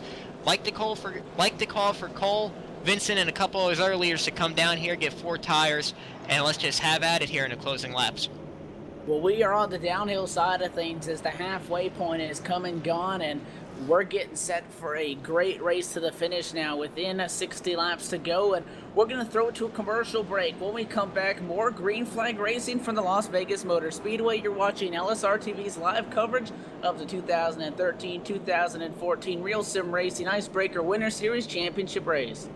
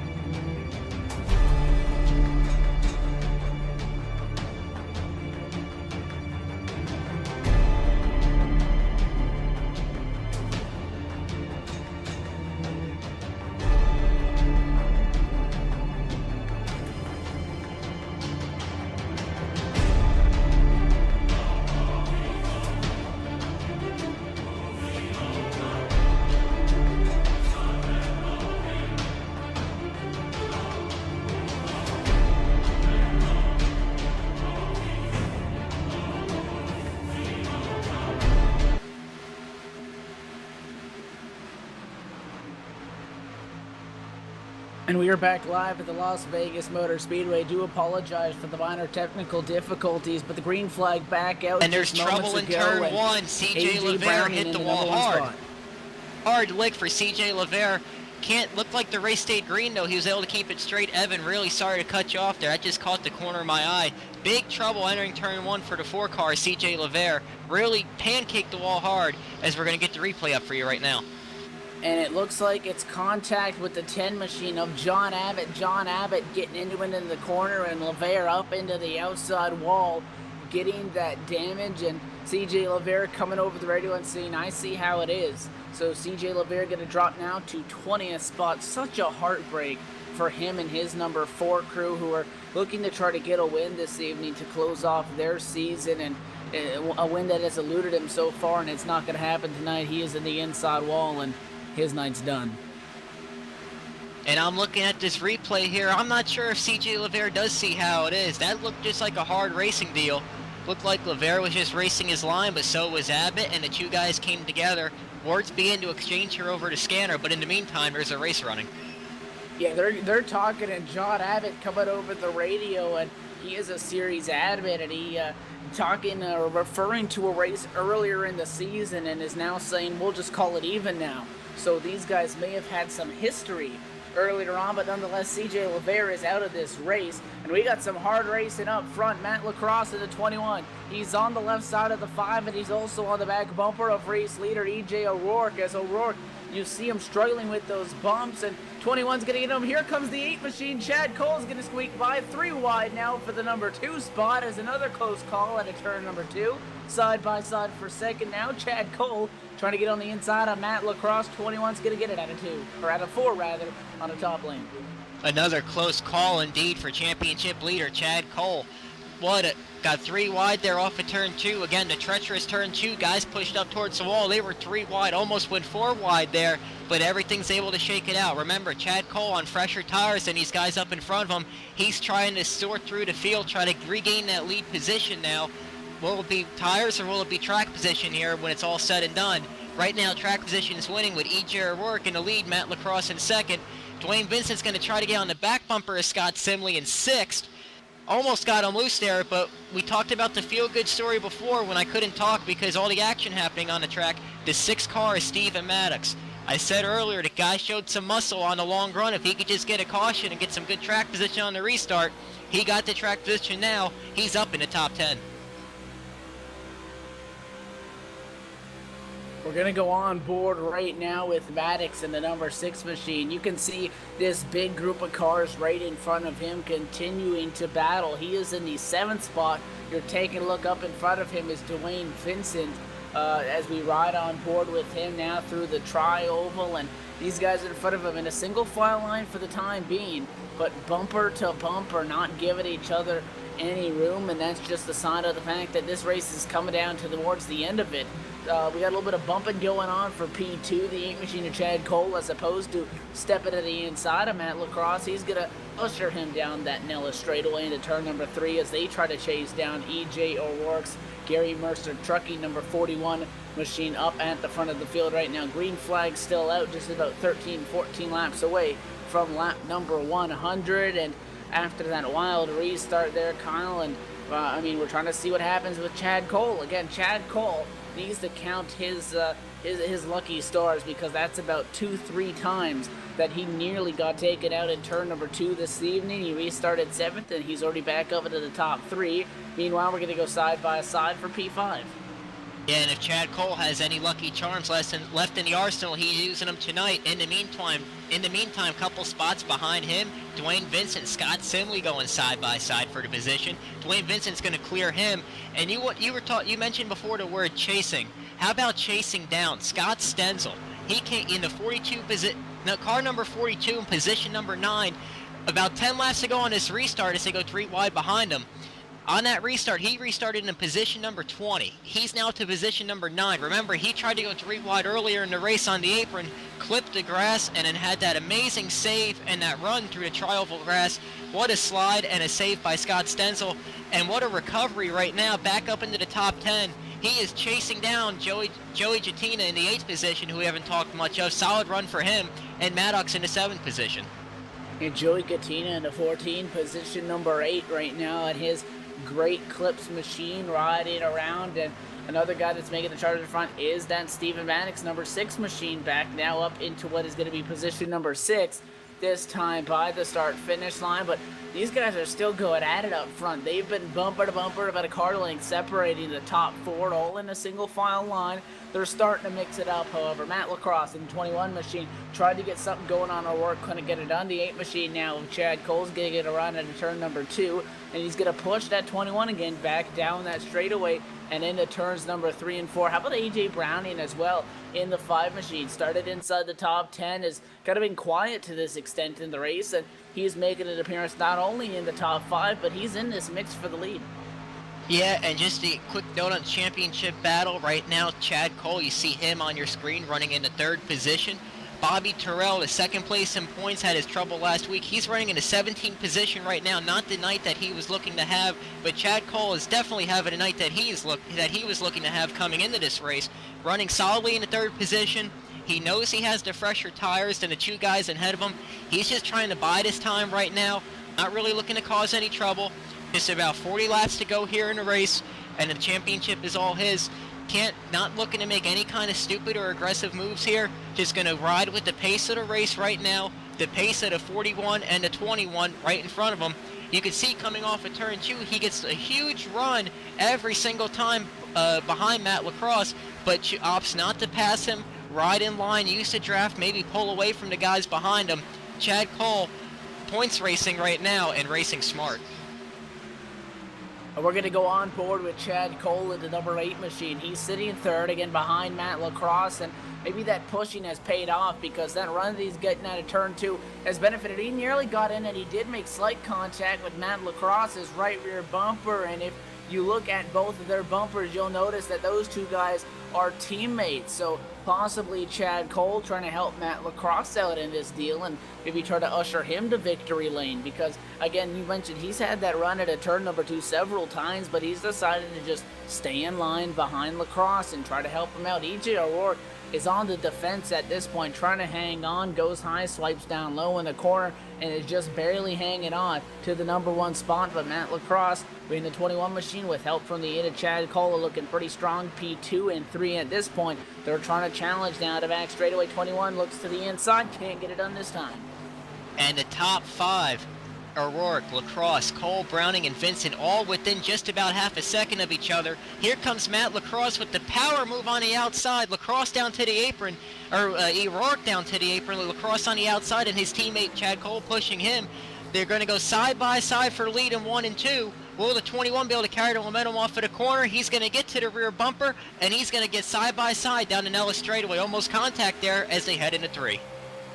The 8 machine continuing to try to help out Matt Lacrosse through 3 and 4. The 21 with the advantage. He's gonna get it. Move Matt Lacrosse up to P1, as now it's a side-by-side battle for second between the 41 machine of EJ O'Rourke and Chad Cole in the 8 machine. Cole with the advantage that time by the start-finish line, and they're going to go at it side by side in turns number 1 and 2. 41 sliding up from the inside. The 8 of Chad Cole's going to get the run, and they're going to go from second and third to first and second. Matt Lacrosse and his Fearless Racing teammate Chad Cole now own positions 1 and 2, and we're going to go at it side by side for fourth. AJ Browning has company. It's the 2 machine of Vincent's going to clear him at a turn number 4, so move Dwayne Vincent Cessna back up and into the top 5, and he's sitting P4. And then, again, looking back in the front guys here, they've moved into 2 groups here. Again, I mentioned it before, the 42 is Scott Stenzel. He has to be one of the fastest cars on the racetrack right now. He restarted in the 20th position on that restart. He's now up to 7th. He is looking for 6th with the pressure on the 6th car of Steven Maddox. Yellow Stripes Racing TV, Chevy Impala of Scott Stenzel really making some noise here in the closing laps. Don't know if he has the track position if this stays green, but he is making up for lost ground here, going to the inside of Maddox into turn 1. He's going to try to take the position here and clear him off of turn 2, and it looks like he's going to do it, but maybe not. They're going to get really tight off of there in turn 2, and they're going to go side by side down the back straightaway. Nearly contact down the Nellis straightaway. The 42 of Stenzel going to go side by side now to the inside of the 6 machine of Maddox. Can't get it to stick. They're going to remain door to door up and at a turn number 4, and this is the battle for the 6th position. And then 2 seconds in front of these guys is your top 5 positions on the racetrack that have broken away to this extent in this race. These guys over Kyle, they're still going at it side by side. 6 is on the outside lane. He's going to get around at a 2. Does he have a shot to clear him? Get real close. Scott Stenzel's going to pull in line, so Steven Maddox is able to play the defense good, and Brian Harvey's going to capitalize on it. He's inside of Stenzel's 42 at a turn 4. A nice 4-car battle here for the 6th and 7th position. Maddox is going to try to pull away as Harvey and Stenzel go side by side. Very close quarters racing there off of the corner number 4. They continue to go side by side. The outside lane has prevailed 9 times out of 10 so far in this race. Stenzel has it right now. He's got the momentum. He's almost clear, and he's going to try to clear him down the back straightaway, and he does. 42 is Scott Stenzel, clears the Hot Wheels machine of Harvey, and he's looking back to go at Maddox for round number 2.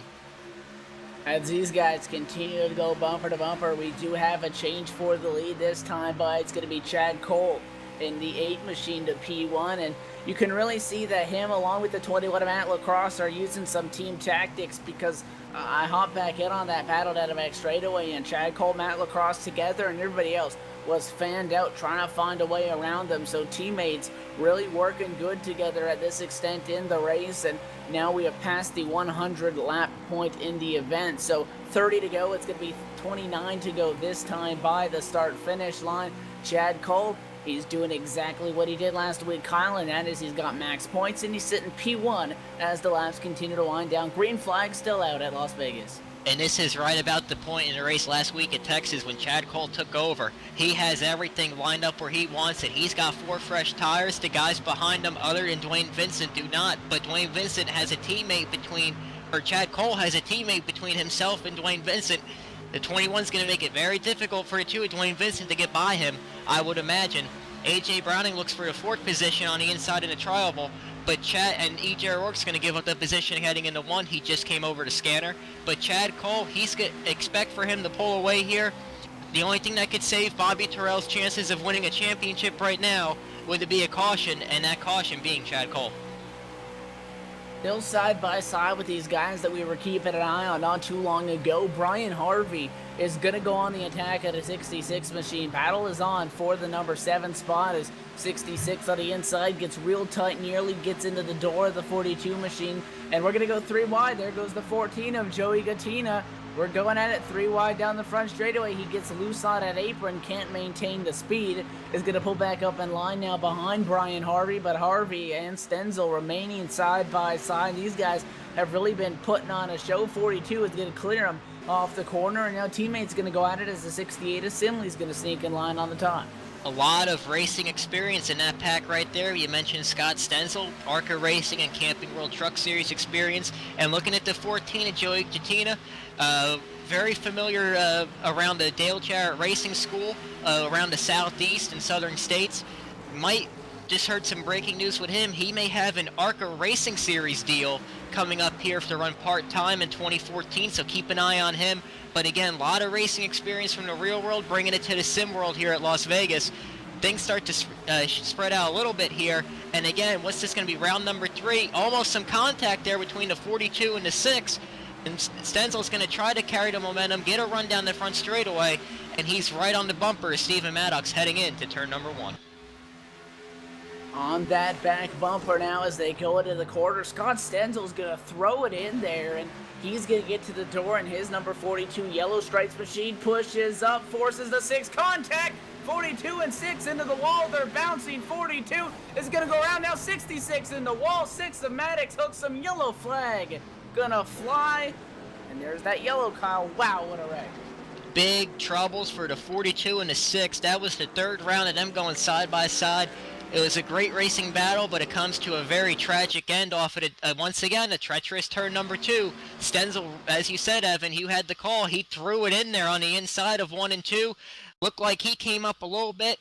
Hard to tell. Got to get another camera angle. I don't know if he came up into the 6 or if it looked like maybe the 6 even came down on him.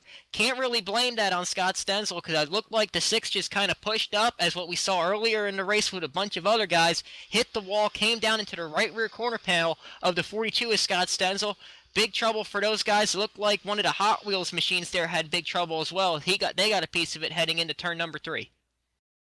Yeah, and I'm taking a look at the onboard of Stephen Maddox, and he is the one that came down, but then again, because Stenzel really threw it in there, didn't give the 6 a lot of room to work with, and then they both got in the wall. 42 is starting to slide down the track. He goes in the wall. Caution flag is going to come out regardless, but the 6 of Maddox has to move down thinking he needs to avoid the 42, and hooks the 66 machine. 6 gets airborne, but what a lick also for the driver of the 66 machine, who has been doing so good this evening. Brian Harvey is going to get into the wall and pick up a load of damage on his machine. He's down the pit lane. So are our leaders. Who's going to lead them off? Do we see a strategy called Chad Cole leading them down the pit lane in his stall right sides? Going to go up on his machine. Does he take 2? Does he take 4? Staying in his stall. It's going to be a 4-tire change for race leader Chad Cole. Nobody going to throw a strategy into it. The 36 machine is going to beat him off the pit lane, but Chad Cole is going to exit pit lane P2.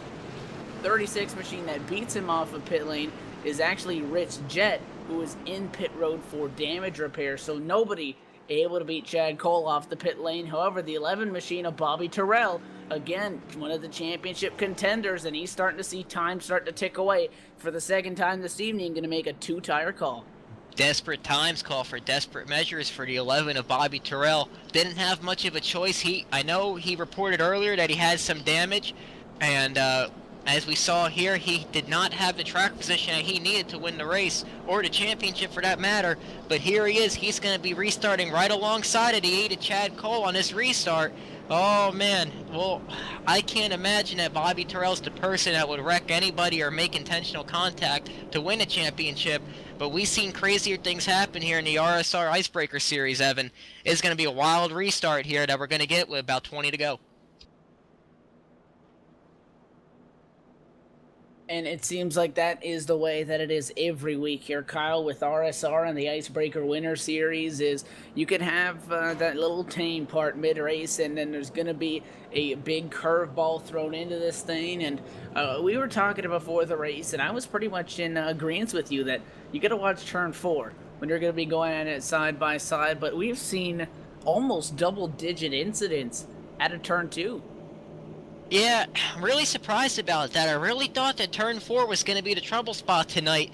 But again, turn number 2, the racing really getting tight off of there. I think it has a lot to do because turns 1 and 2, the racing surface there between the progressive banking and the bumps, it really provides a much greater opportunity for guys to go side by side, and that side by side racing closes up down the back straightaway coming off of the corner.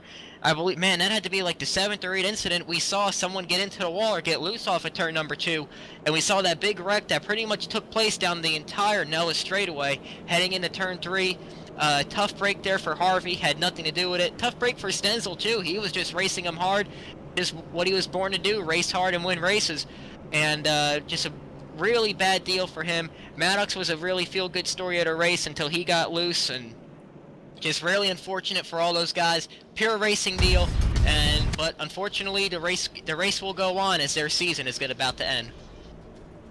And then we come into this this little saying that you mentioned earlier in this evening's race, and that is that cautions breed cautions. And now we are going to slow these guys down and group them back up, Kyle. Within 20 to go, it will be when we go back green flag racing.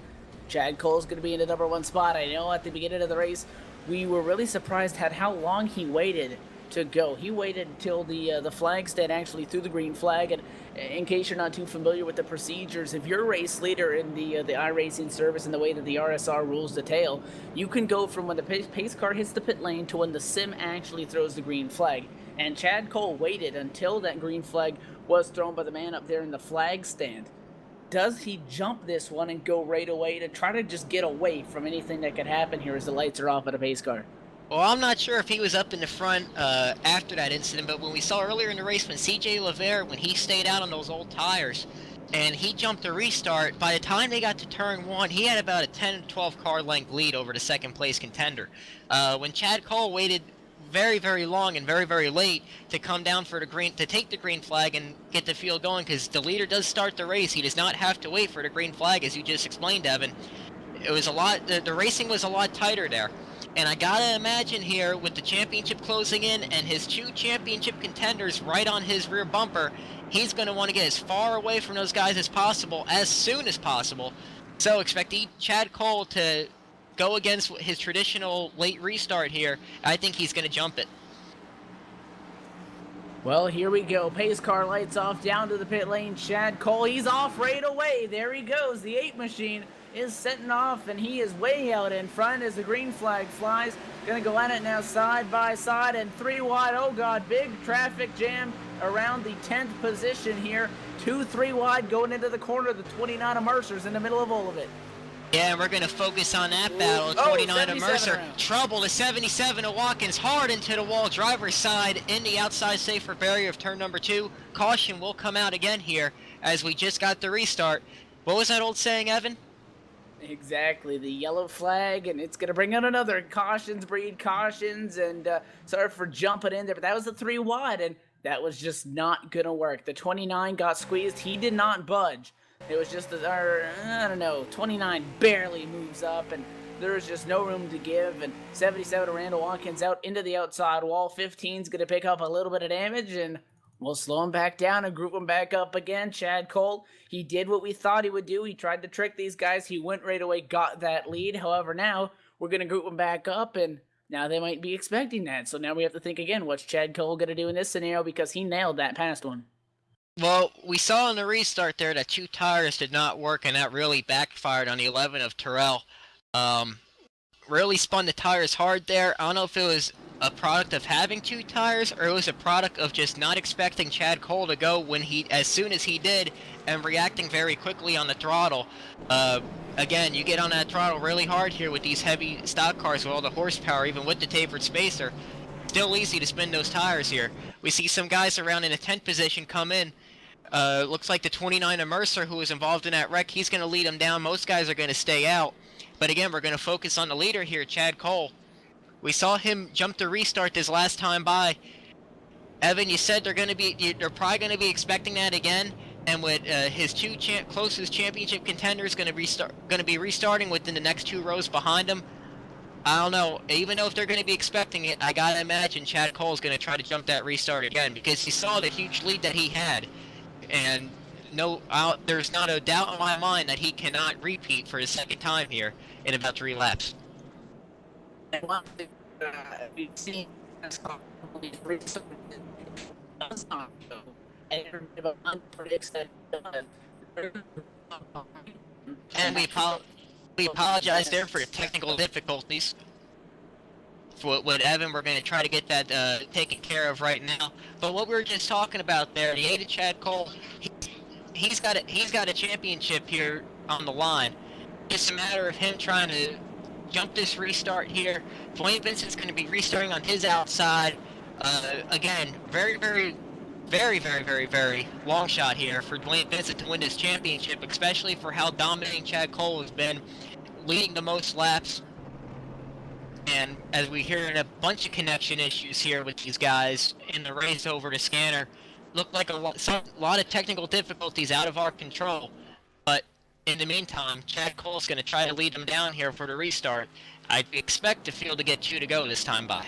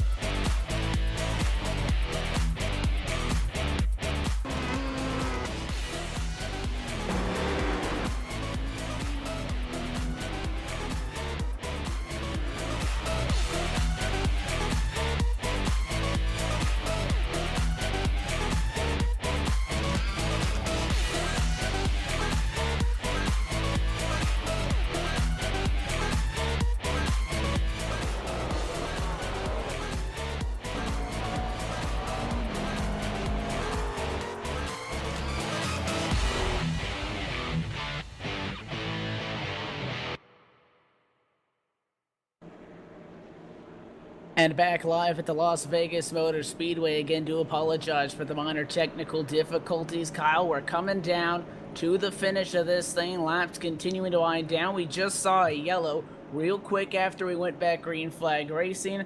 Chad Cole did what he needed to do on the start, and we're getting set up for yet another late race restart. Yeah, what we're talking about there is the lights go off on the pace car. Expect Chad Cole to jump this restart again, and I don't think he has a choice here. With the huge run that he got going into turn 1 with the big lead,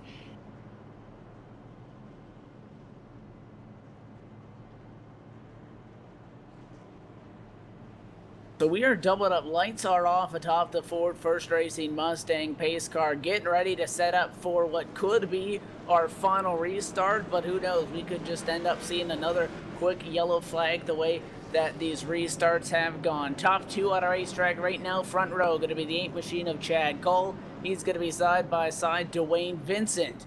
In the 2 machine, finds himself in second. Bobby Terrell in the 4th spot. We're going to go on board here when we go green flag racing with the 2 championship contenders. Chad Cole, he's going to take us back to the green flag of the 8 machine. He is the championship leader at this point, and Bobby Terrell, have about 17 seconds behind him, behind him at a championship standings. We're going on board with him. He is outside row number 2. In 4, side by side, lights off atop the Ford First Racing Mustang pace car, and working at a turn number 2 as the crowd again rises to its feet here at the Las Vegas Motor Speedway. Waiting, pace car down the pit lane. Chad Cole, he's going to wait on it. They're going to group up behind him. There he goes, the green flag back out. We're racing side by side for a second. The 41 of EJ O'Rourke throws it to the apron, trying to get inside on Dwayne Vincent. Can he hold it there into the corner? No, he can't. Dwayne Vincent's going to hang on to second, side by side for third. Bobby Terrell drops back to fourth.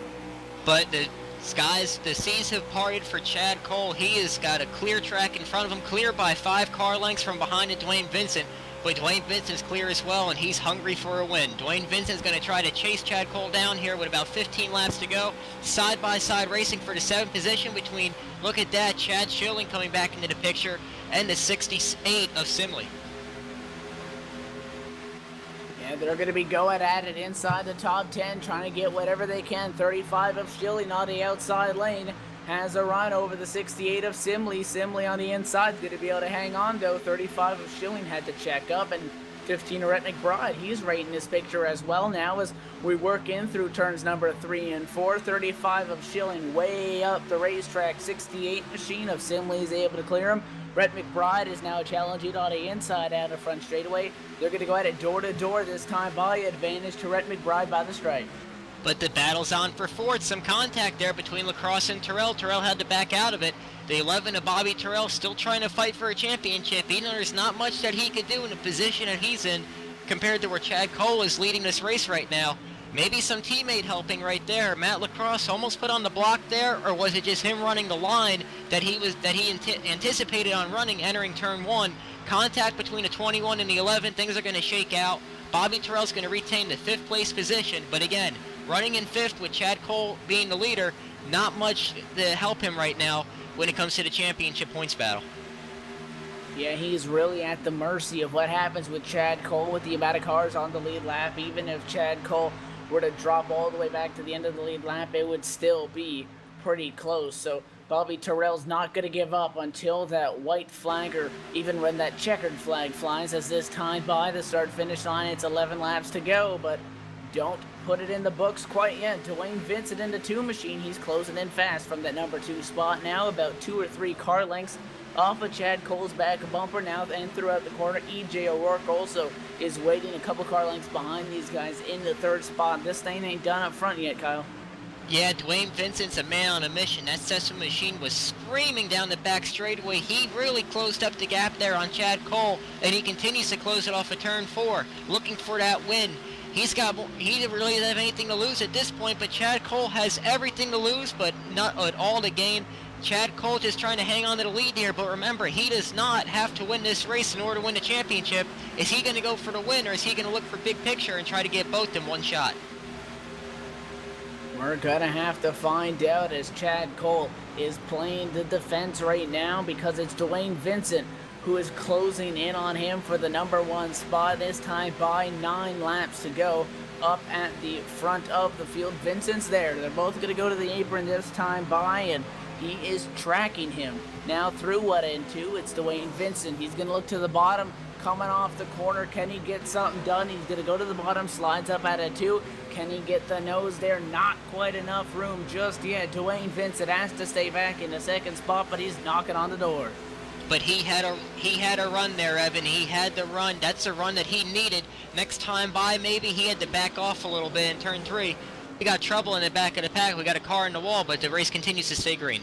Dot Abbott in the 10 machine up and into the outside wall after getting collected, and the 03's troubles again out of turn number 2. Kyle, green flag to stay out, no yellow on it, as both those drivers do not go around in front of the pack, so race officials want to keep it green to let these guys race it out up at the front of the pack. The 2 machine of Dwayne Vincent still 3 car lengths off of Chad Cole at a quarter number 4, only a tenth of a second separate your top 2 this time by.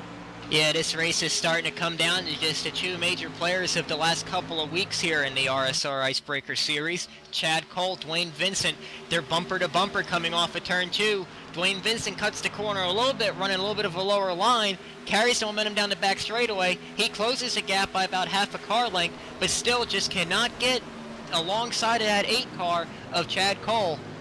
Oh man, Evan, this is going to be a close battle, coming down right to the last lap.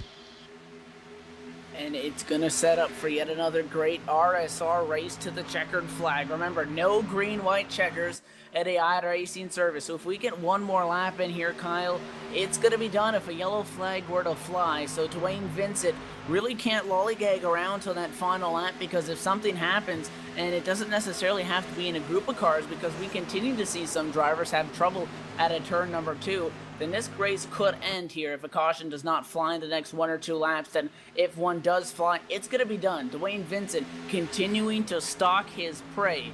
He's about a car length off the back bumper of Chad Cole this time by. We saw he had a little bit of a valiant effort, a little bit of a run at a turn number 2 a couple laps ago, was unable to get it. Chad Cole is running spot on laps right now. Dwayne Vincent's trying to win the battle, but Chad Cole's looking to win the war. Just under 4.5 laps to go. Chad Cole opens up the gap a little bit in 3 and 4. Here comes Dwayne Vincent trying to fight back. He laid off a little bit on entry, tried to get a huge run down the back straightaway. Here's 4 laps to go. You mentioned lollygagging there, but I can't see Dwayne Vincent doing any of that right now. It's go time. There's 4 laps left in the race and 4 laps left in the season. Dwayne Vincent's looking for a win. Chad Cole, he's looking for a championship. Again, can Chad Cole go back-to-back to close off the season on a high note and also walk away with another major championship here with the Real Sim Racing organization? This time by knock another lap off of that scoring pylon. Still Chad Cole up front. He's opened up his gap over Dwayne Vincent now to about 0.25 seconds. A quarter of a second. Separate your top 2. It's 3-4 car lengths in through 1, and now out of 2. Chad Cole continuing to run his race. He's not even giving Dwayne Vincent a shot. Dwayne Vincent is driving the wheels off the 2 machine. He just can't get to him. It was just under a month ago. Chad Cole was over 20 points, almost a full race back between points leader Bobby Terrell. Since then, he won at Indianapolis, and since then, he won at Texas. Chad Cole's looking for victory here in Las Vegas. Closing laps here, he's starting to pull away from the 2 of Dwayne Vincent. If a caution comes out, like you said, the race is over. But I don't think Dwayne Vincent's going to try to give it a little bit extra right there in turn 2, clip the apron. That just gives more opportunity for Chad Cole to pull away. We're going at it now. White flag is on the horizon. The 8 machine of Chad Cole pulling away as Vincent gave it all he had in turn number 2. And it's going to be Chad Cole looking for back-to-back-to-back. White flag in the air. Here comes Chad Cole, white flag in the air. He's going to take it. Entering the turn 1, it's an 8-car length lead for the championship leader. Here comes race on the line, championship on the line. Chad Cole taking it easy on the inside off of turn 2. He's got all the momentum in the world down the back straightaway for the final time. Down the Nella straightaway and into turn number 3. It's old Chad Cole up at the front of the field as the checkered flag begins to rise from the flag stand. And at a turn number 4, no competition. Chad Cole is going to go to victory lane at Las Vegas, make it back-to-back-to-back wins, and he is the Icebreaker Winter Series champion. Congratulations to Chad Cole, RSR Icebreaker Season 2 Series champion in that number 8 GameStop Chevrolet. I called it in the pre-race. He got on the pole. I said he was going to dominate this event and win it. No reason to change his methods at all, and he sure as hell did that. Chad Cole, once again, max points here at Las Vegas Motor Speedway, ending the season with 3 straight victories. What a commanding and demanding way to win a championship on the iRacing software. You see his teammate, the 21 of Matt Lacrosse, come up and congratulate him not only on the win, as all the drivers coming over the radio and congratulating Chad Cole. He's going to pull it up on the front straightaway as the 41 machine of EJ O'Rourke is going to join him. Chad Cole overcome with emotions because he is not only going to make it count 3 wins in a row, he's going to get number 5 on a 10-race season, and he is another champion in Real Sim Racing. What a finish as you see his teammates celebrate the championship with him. And, you know, boys, have at it. Everyone go out there on the front stretch and celebrate. Chad Cole, we're starting to see him do some victory burnouts right now. What a way to end the season. Like I said, 3 wins, but to win the last race of the year and the championship, that is something special. In the meantime, we're going to take a quick commercial break here on LSRTV, and we're going to come back with post-race interviews. This is the RSR Icebreaker Series Championship event at Las Vegas Motor Speedway.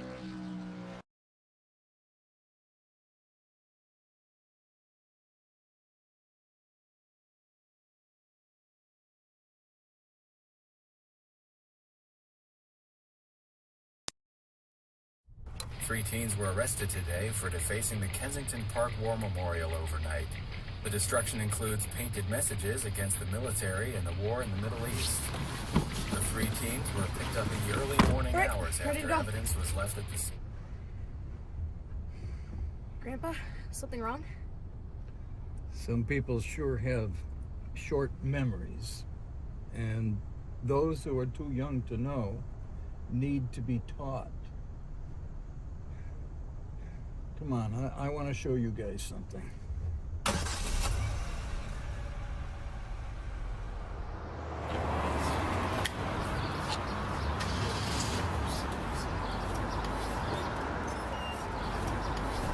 Yesterday, December 7th, 1941, a date which will live in infamy. The United States of America was suddenly and deliberately attacked by naval and air forces of the Empire of Japan. At dawn on the morning of the 6th of June, 1944, 225 Rangers jumped off the British landing craft and ran to the bottom of these cliffs. 225 came here. After 2 days of fighting, only 90 could still bear arms. These are the boys of Puente Loco. These are the men who took the cliffs. These are the champions who helped free a continent. And these are the heroes who helped end a war. You are men who in your, quote, lives fought for life and left the vivid air signed with your honor.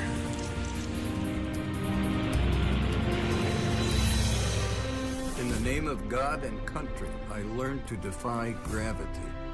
To honor my family, I lived in the belly of a beast. I fixed the hearts of iron monsters. I became a worm in the mud for dignity. For honor. For righteousness' sake. For God and country. I fought for you. I fought for you. For you. I fought for you. I fought for you. I fought for you. I fought for you. For you. For you. For you. For you. I fought for you. I fought for you.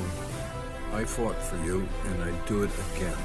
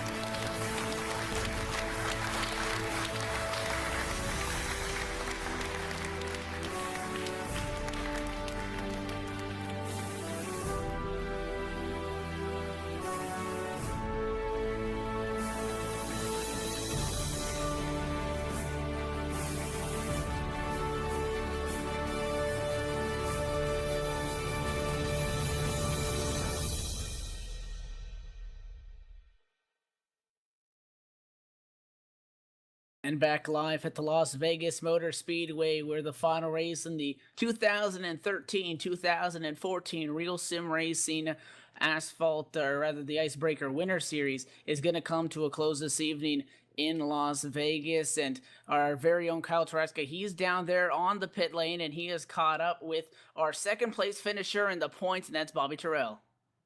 Bobby Terrell, second place in the points, seventh in the race tonight.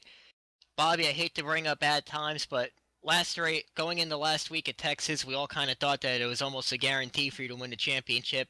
Troubles around the midpoint of that event, and then tonight really couldn't do much with Chad Cole winning and scoring max points. But just talk about your race tonight and what your mindset was going into the race and your season as a whole. Well, I mean, after getting wrecked, last weekend, I just kind of, lost motivation. I mean, I was there and should have had it, and I was trying to be smart, and thought I had him clear, but evidently I didn't. And then tonight I clipped Scott on pit road. He didn't enter as quickly as I thought he would, and whatever it did to my car, it tore it up. It wouldn't drive.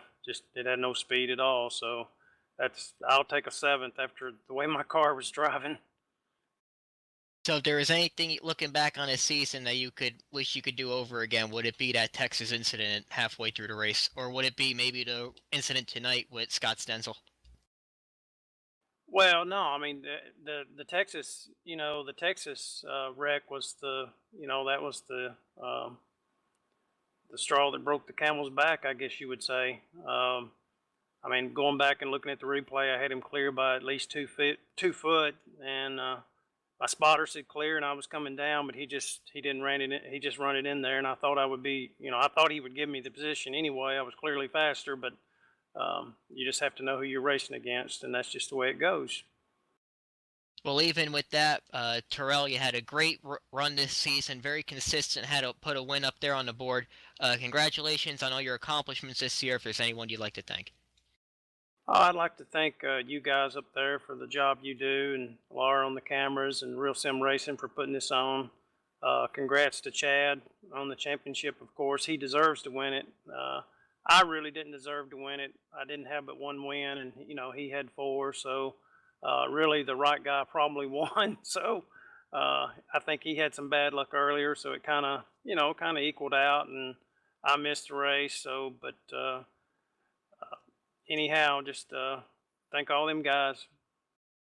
Well, Bobby Terrell, you're one of the best in the business here on the iRacing software. Once again, tough break for you in the championship battle, but still keep your head high for all the accomplishments you succeeded with this year. Expect more from you as the seasons to come. Thank you. I appreciate it, guys, and good job for Dwayne too, and Jose, and everybody, all the top 10 guys. They did an excellent job. All right, and that is Bobby Terrell, second place finisher in points, 7th place finisher in the race. And Evan, I'm going to send it back to you. I think you got EJ O'Rourke. That's right. We've caught up on the pit lane with the driver of the 41, EJ O'Rourke. And EJ, first and foremost, unofficial, I do believe after tonight, you're going to sneak into the top 5 to close off the championship point standings. But nonetheless, a top 3 finish, and it looked pretty racy out there. What was it like from behind the wheel? Man, behind the wheel of this Gary Mercer Trucking Inc. Ford Mustang, just the setup was so tight and just pushing the nose, man. And just, I was so bad at the beginning of the race, I didn't really know what to do. I shouldn't have been up where I was, and I just kind of rode and pitted there twice, and got to the back and just felt the setup out, and finally got a feel for it. Ended up, I don't know, 5th or so in the last few restarts, and just kept following Dwayne and Chad and Bobby, the top guys up there, and kind of figure out how to drive, and just, man, I knew I was 6th entering in the tonight in Vegas, and I was just trying to beat Brennan, and I was a little bit quicker than he was, but he was just close enough to make it a challenge, and ended up getting lucky at the end, and to finish 5th in Real Sim Racing, it's so neat. Top 3 of the last race. It finally took me 10 weeks to get up here, but finally did it, man. That was fun. And definitely, and that is going to be your 5th top 10 as well this season. You touched on it a little bit there. What does it mean to get a top 5 in a Real Sim Racing sanctioned series? Because you look behind you in those championship standings, and there are a lot of big names. You drove the wheels off it this season, and top 5 in points gotta feel pretty good. Oh man, it's amazing. Just I didn't think it would be this long to get up there in the top five in the race, but to finish top five in the standings, had a solid season overall. I think I crashed once at Charlotte, so I finished all the other races pretty solidly. Um, just I'm shocked. I'm speechless, honestly. I'm so happy. I'm really so happy. And it's got to be a great way to close off your season as a whole. And you talk about trying to learn from Chad Cole and Dwayne Vincent when they were up in front of you, how to drive and try to get back up there with them and able to come home third. So I guess you're a good learner. You qualified seventh, so definitely had the speed there. You were able to harness it when it came down to it. Do you think maybe if we got a late race restart, maybe a green white checker, two to go or something, that you might have had something for those guys up front? If I timed the restart perfectly with Chad and Dwayne, I might have been able to get a little bit of a draft run down in the three, but it's just you get such an advantage when you lead, and so it's hard to stay with him. But just I'm shocked. I'm so happy to finish up here in the 41 Gary Mercer truck and ink car.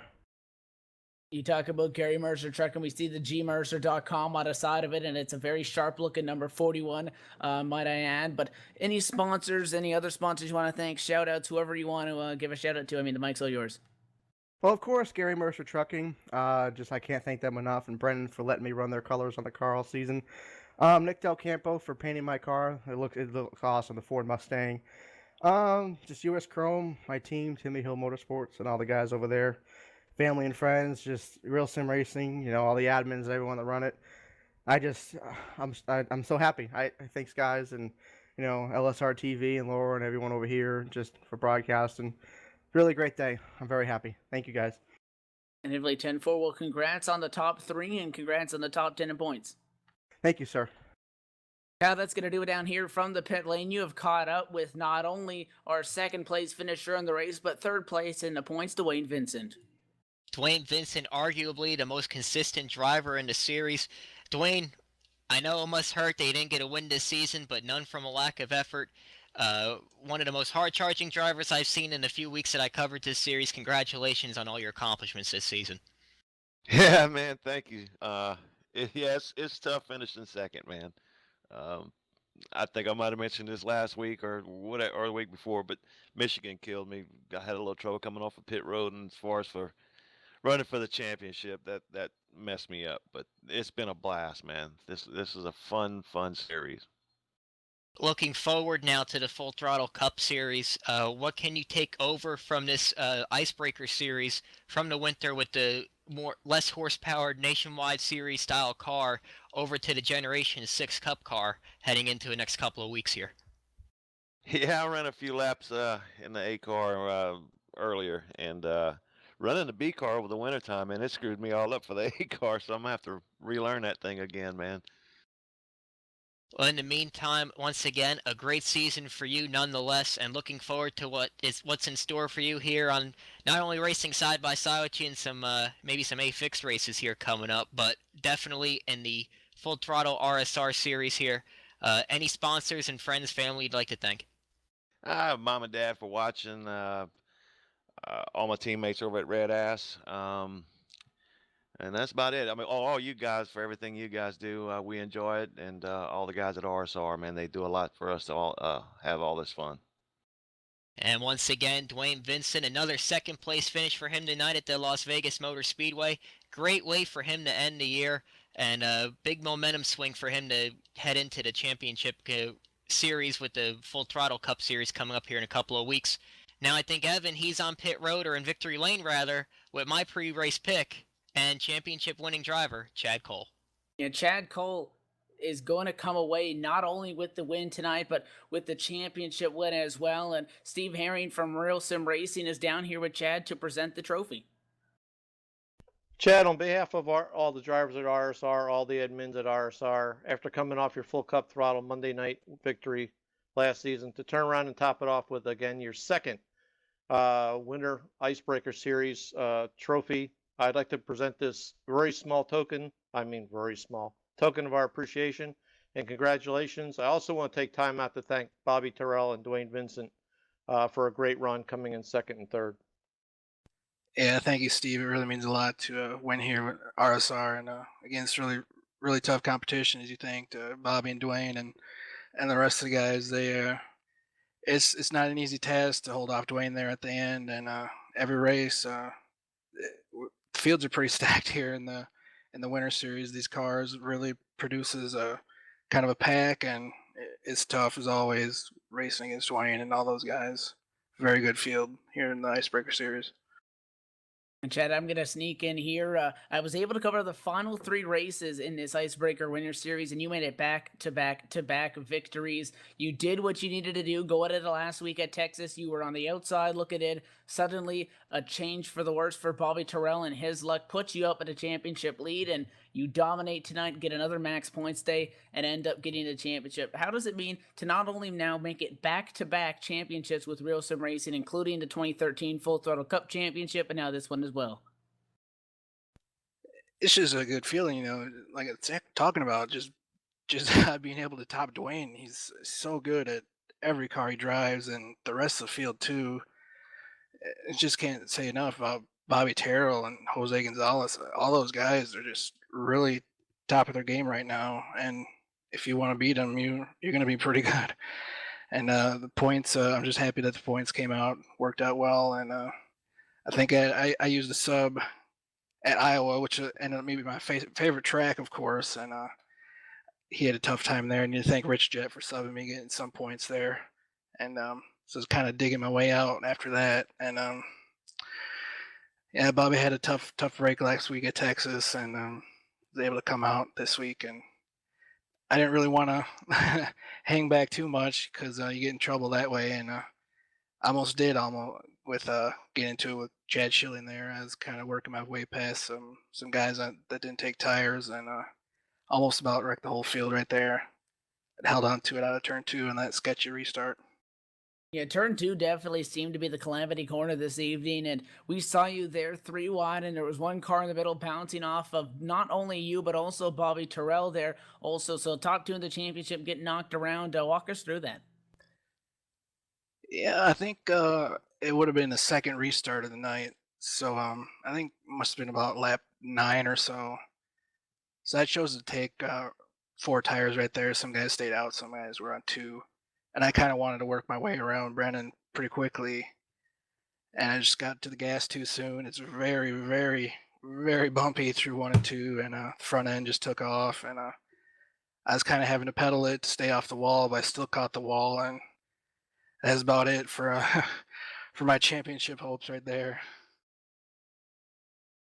And you talk about obviously running the B cars in this series. And when we talked to you last week, you mentioned that you liked racing these cars because when you were running last year with the Full Throttle Cup Series, you really didn't have a lot of time to do the Asphalt Assault Series on Thursday night. So coming into this series, you're able to get the championship again and winning half of the races, 5 wins out of 10 on the series. It's pretty evident to me that you like these cars. What are some of the challenges between switching between these and those Gen 6 cars, which you're going to have to hop in next week? Mostly the power. You know, the Gen 6 has a lot more power. You really need to be careful when you're getting on the throttle, or else it'll want to come around on you. And with this B car, it's really quite easy. You just kind of need to pick the right point to get on the throttle and mat it, and it'll stick most of the time. I remember last week at Texas, occasionally the back end would want to step out, but it's a very forgiving car to drive, unlike the Gen 6, which it's a handful. You were able to get it done, and we see that Triton design on your machine, the GameStop, Chevrolet, and any sponsors and shout outs that you want to throw out there. The mic's all yours.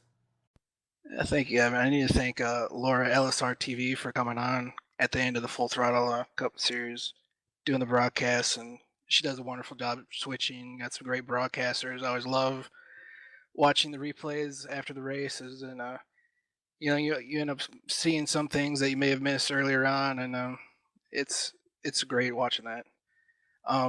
You know, thank RSR admins Brennan Mercer, Steve Herron, of course, for really stepping up lately since John Abbott was gone.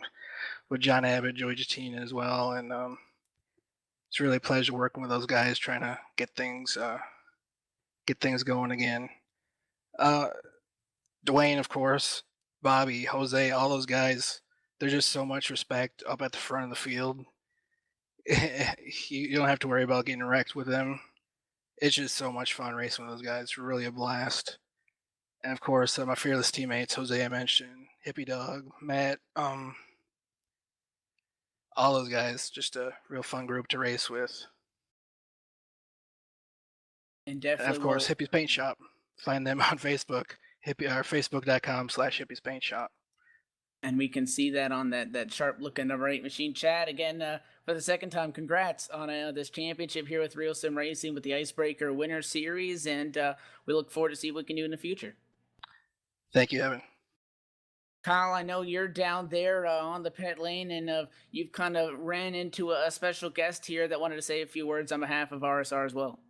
Yeah, and on our extended post-race show here to recap the whole championship season, it is my privilege to bring on series head admin John Abbott. John, we go way back, and here you want to say a couple kind words here about all the folks here that are part of the series.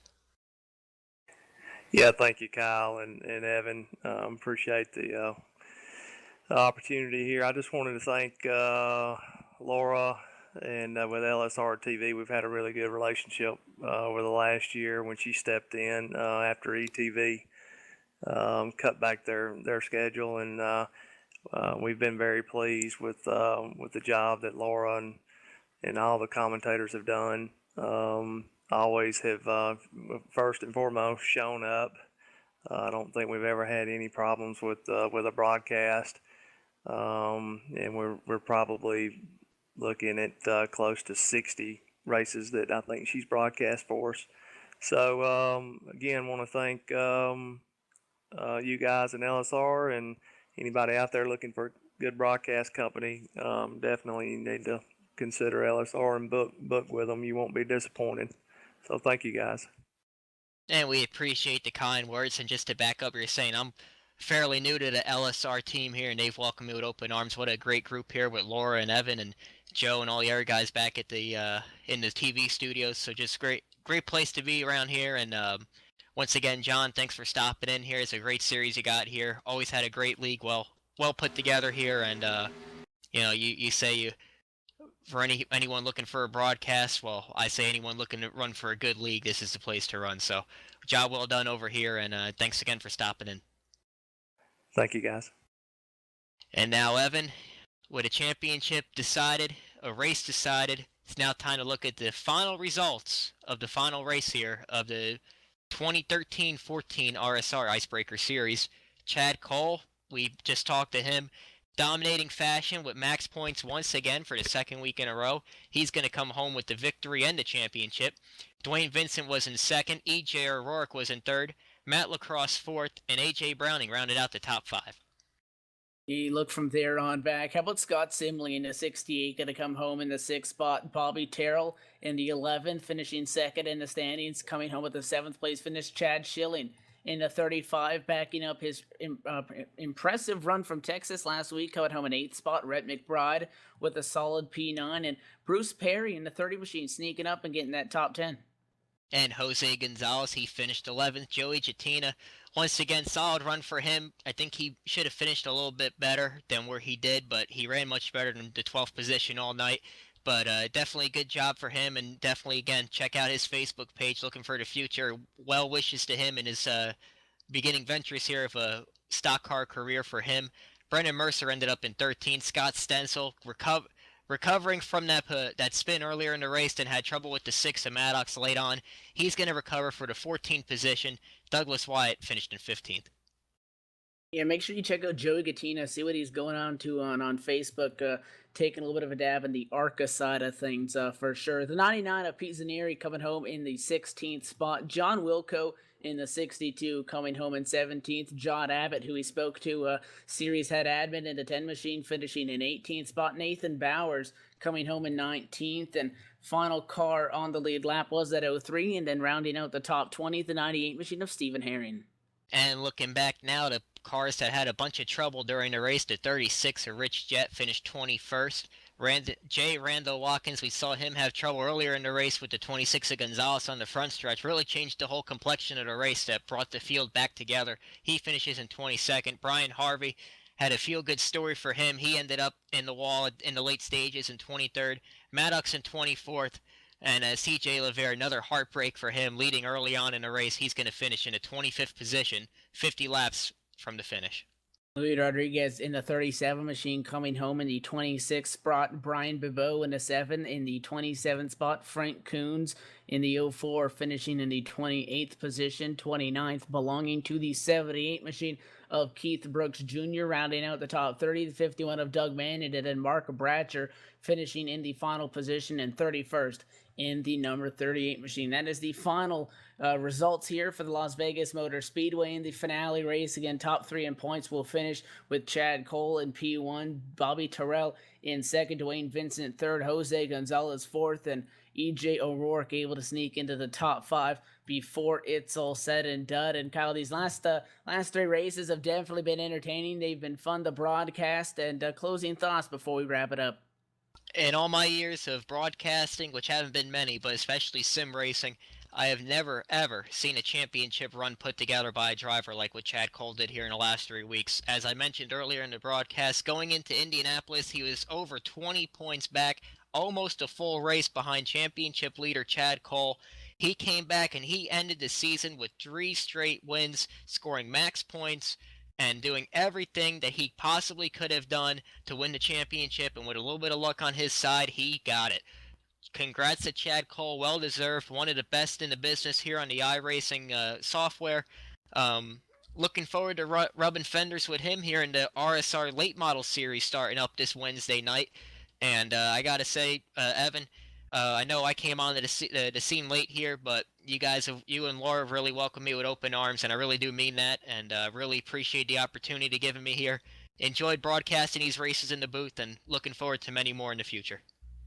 Definitely, for sure. And we talk about the trouble that Terrell had at Texas, and let us not have that take anything away from what Chad Cole has done in these final 3 races. Again, you take a look, Terrell finished in 7th spot. If he didn't get taken out at Texas, he could have finished in that area as well. So Chad Cole could have still gotten this championship, even if Terrell did not have those misfortunes. And again, going back to back to back in the final 3 races, guys, he took home 5 wins out of the 10 in this series. Really put together a strong championship run, did what he needed to do, and ended up getting that 8 machine right back to where he was in November, and that is championship victory lane with Real Sim Racing, and just an immense amount of talent behind the wheel of that 8 machine.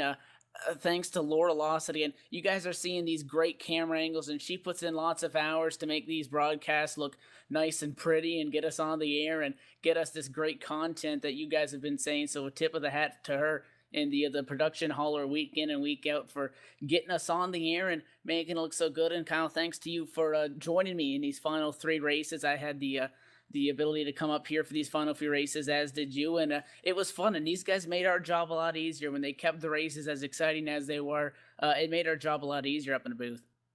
For sure on that. It was a great championship battle till the end, and we saw some great side-by-side racing. Not that many dull moments in this series, especially in the closing stages of this championship season. Once again, just cannot thank you guys enough at LSRTV for the opportunity, and once again, congratulations to Chad Cole on his championship, one of the most well-deserved championships I've seen in my sim racing career. So that's going to do it here for LSRTV and the Real Sim Racing Icebreaker Winter Series. After 10 races, it is Mr. Chad Cole and the 8 machine going to victory lane not only 5 times, but also taking home the championship in a valiant effort by both Bobby Terrell finishing 2nd and Dwayne Vincent coming home 3rd in the overall standings, putting on a show for us week in and week out. And thank you to everybody for tuning in, for making this possible and joining us on these Monday nights for some great racing. That is going to do it. So on behalf of my broadcast partner, Kyle Tarasca, for joining me up at the broadcast booth, and once again, Laura Lawson down there in the production hall, everybody at RSR, the drivers, and making all this happen. My name is Evan Pasoko. Thank you for tuning in, and we'll see you next time on LSRTV.